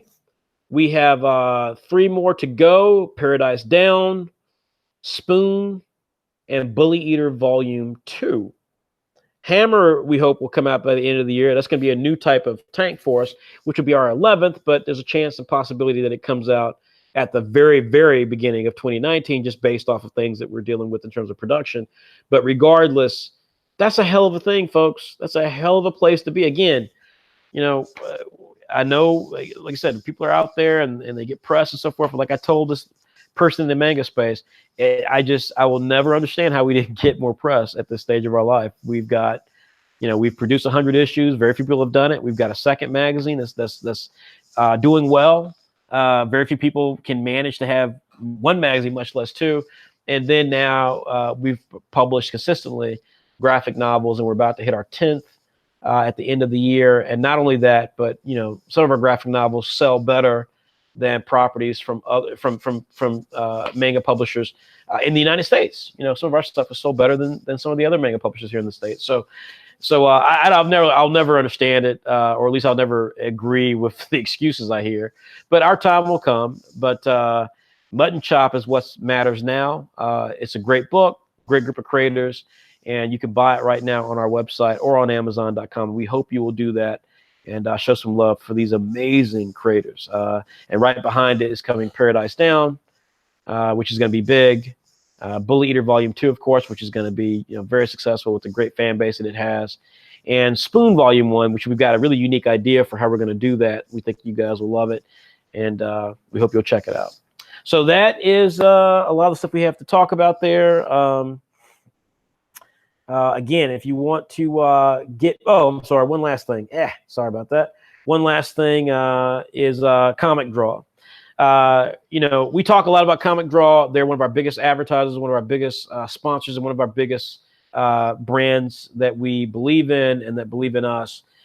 Folks, it's really simple. Artwork is expensive. Creating comics is not a lucrative business. So if you're going to go this route, you got a lot of options of ways to do it and do it successfully, or at least improve your chance for success. One of the biggest ways is to stop paying for paper, stop paying for art supplies, pencils, pens, markers, Copics, watercolor brushes. Get Comic Draw. It's $9.99. It's on your iPad. It works on your iPad. You can use the Apple Pencil, and it gives you literally everything. You can import a script from your iPad. Like maybe you created it in Microsoft Word or in Google Drive. You can import the script, and it will automatically begin to create word balloons for you that you can then manipulate further so that you can create professional grade word balloons. There is nothing worse than when I see artists, we saw this in Summer of Manga, when I see artists who have real talent and maybe have a really good idea, but they have shitty, and I apologize for cursing, but really crappy lettering. That just kills it. And I can tell you that every professional comic company you talk with will tell you that will kill their interest almost immediately, is poor lettering. It just there's something about it that just is infuriating, because it doesn't have to be that way. So Comic Draw gives you that. It gives you that opportunity. So we hope that that we have that, and that we can kind of get to that place. We really hope that the Comic Draw continues a successful run with us. We have helped them, create more fans of their work. We've got more and more people aware of what they do. But again, $9.95 on your iPad. And yes, it's only on iPad. We understand all the things. Trust me, we've dealt with it internally. But at the end of the day, folks, iPad is really one of the best options for drawing. It's getting more and more inexpensive. You can buy a used one pretty cheaply. And it does so much stuff, right? And when I hear this thing about, well, I can get a Wacom. I've got a Wacom and it's better and so forth. That's debatable. But I can tell you this, Wacom is going to cost you more money. It's, oh, well, iPads, if you get an iPad Pro, it's going to cost $600. Blah, blah, blah. Folks, you can get a used one. And the thing about an iPad versus a Cintiq and all the other groups, which again, they're great. They do what they do well. But the thing about them that matters is that with an iPad, you can surf the internet. You can watch, whatever anime streaming service you want to watch. And this is all, of course, for you getting more information or getting inspiration or whatever. You can communicate with other people. If you're collaborating with someone, you can communicate with them on the iPad. And you can, create all your material on your iPad. And then with this app, you can then put it all together, including obviously creating, drawing, sketching, inking, coloring, lettering your comic. It's just hard to beat the iPad. And so, until, and look, if Google, who we love Google, if Google comes out with a better tablet than iPad, we'll be the first to talk about that.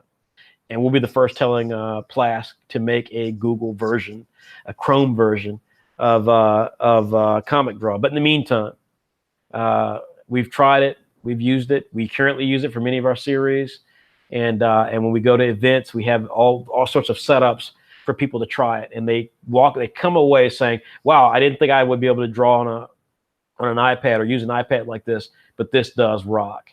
And so again, check out Comic Draw. That's all we ask. You check them out, and they're great.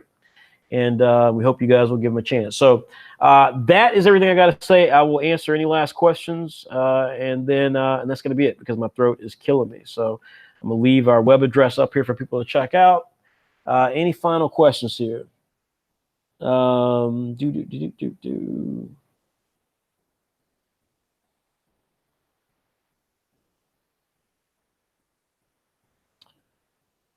So someone asked about, I don't own an iPad now, I want one. And yeah, I mean, like I said, you can get an iPad relatively cheaply. So please don't despair. iPads at this point are becoming more and more inexpensive. Although, one thing we say all the time is that, if you want to succeed in art, like anything else, you've got to take it seriously. And that means investing in your future. If this is what you want your future to be, you got to invest in it. And if that means investing in inks and markers and pens and paper, do it. If it means investing in a really good art tutorial book or some art class or art school, do it. If it means investing in an iPad, do it. You can't escape doing the investment in yourself, even if it means getting friends and family to be the ones paying the money. But you can't escape that if you want to do this professionally. So, all right. Well, so now we're starting to get questions related to stuff we've already talked about. So on that note, I love you guys. I appreciate all the questions, but we had long discussions about this. I will kindly direct you to watch the video once we finish it. I want to thank everybody for supporting Saturday AM and Saturday PM. Again, we got some really big things coming, really big announcements coming between now and December when our Road to 100 issue happens. We are intending to do a big event around our 100th issue. So again, I hope you guys will check it out and kind of go from there. There's one question here that came in that looks like a legitimate question, so I'll answer that one. About, have you felt like you've seen everything from the industries you've worked in, games, comics, or anything else? I mean, I'm not sure I understand the question exactly, but what I can say, having worked in all these different industries at some point, is I've seen a lot of it. Again, I've seen a lot of it. I mean, here's the thing. Like as I say before about Japan, I've been to Japan. I was a exchange student in Japan. I've dealt with the Japanese professionally. So when I talk about, trying to, do things with manga and anime, I'm always kind of struck again about people who get coverage and when we don't, because I know they don't have that pedigree. I know that they, are either very young, so their understanding of anime came from Cartoon Network. That's not, it's not like that's not legitimate. That's legitimate, but there's a whole pantheon of anime knowledge that if you're getting it from Cartoon Network, if that's how you discovered anime, then we are operating at a different level, because my relationship with anime was before it came to America. And my understanding of anime culture comes from actually having been in Japan and lived there for a short time. So it's hard to kind of equate those things, right? I have a different perspective on it. Likewise, when it comes to, when it comes to some of these other pieces of things that we're talking about with video games and anime, in the comics, trading cards, I've had a chance to work at some level with all those companies as an executive, as someone who actually was a decision maker. And because of that, again, I have a very different perspective than if I were someone who was just engaged as a temporary hire, or as someone who worked in the warehouse, or someone who was a coordinator for someone who was making the decisions with me. I'm always fascinated by that piece, because again, it's not to discount someone's efforts in that regard, but they are two totally different things.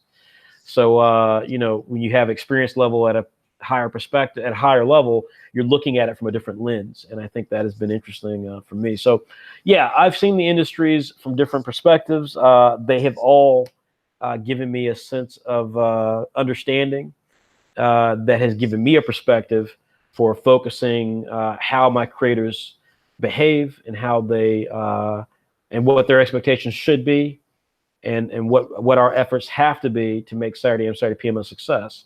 That's why I think in large part we've succeeded. But there's no question that, yeah, I pull from life, as everyone should, pull from life experience, and try to make those things tantamount to what we're doing as a company. And I implore you guys to do the same thing. As I said before, from my mother, no one can take away what you know. The problem with the internet, of course, is that it gives credibility to people who don't know, right? I was telling this to the person I talked with the other day about manga and anime, is that I'm amazed that, you know, so many companies, so many journalists are just white guys who've never experienced life, you know, as a person of color, and they don't hire a lot of people of color to be journalists. So therefore, you know, they may look at Saturday AM a certain way, but I guarantee you other people look at Saturday AM in a different way. And that's one reason why we probably don't have coverage. Conversely, I see people getting fan bases. There's a guy that was on Twitter. He's got a massive fan base on Twitter, and he just basically, he obviously has some sort of connection in Japan. So he, you know, he gets a lot of fans talking about, you know, anime manga announcements. But he got this one announcement really wrong the other day. He got it really, really totally wrong. And you know, he was very cocky about it and so forth. And I remember thinking to myself, like, you know, like there's a problem that this person is essentially considered a journalist of sorts for a lot of young people, because for a lot of young people, this guy, you know, he speaks their language, right? He's coming at them on social media, yada, yada, but he doesn't have any of the journalistic integrity or journalistic background that traditional journalists do. That doesn't mean he won't get them. And I wish I wish him well in that regard.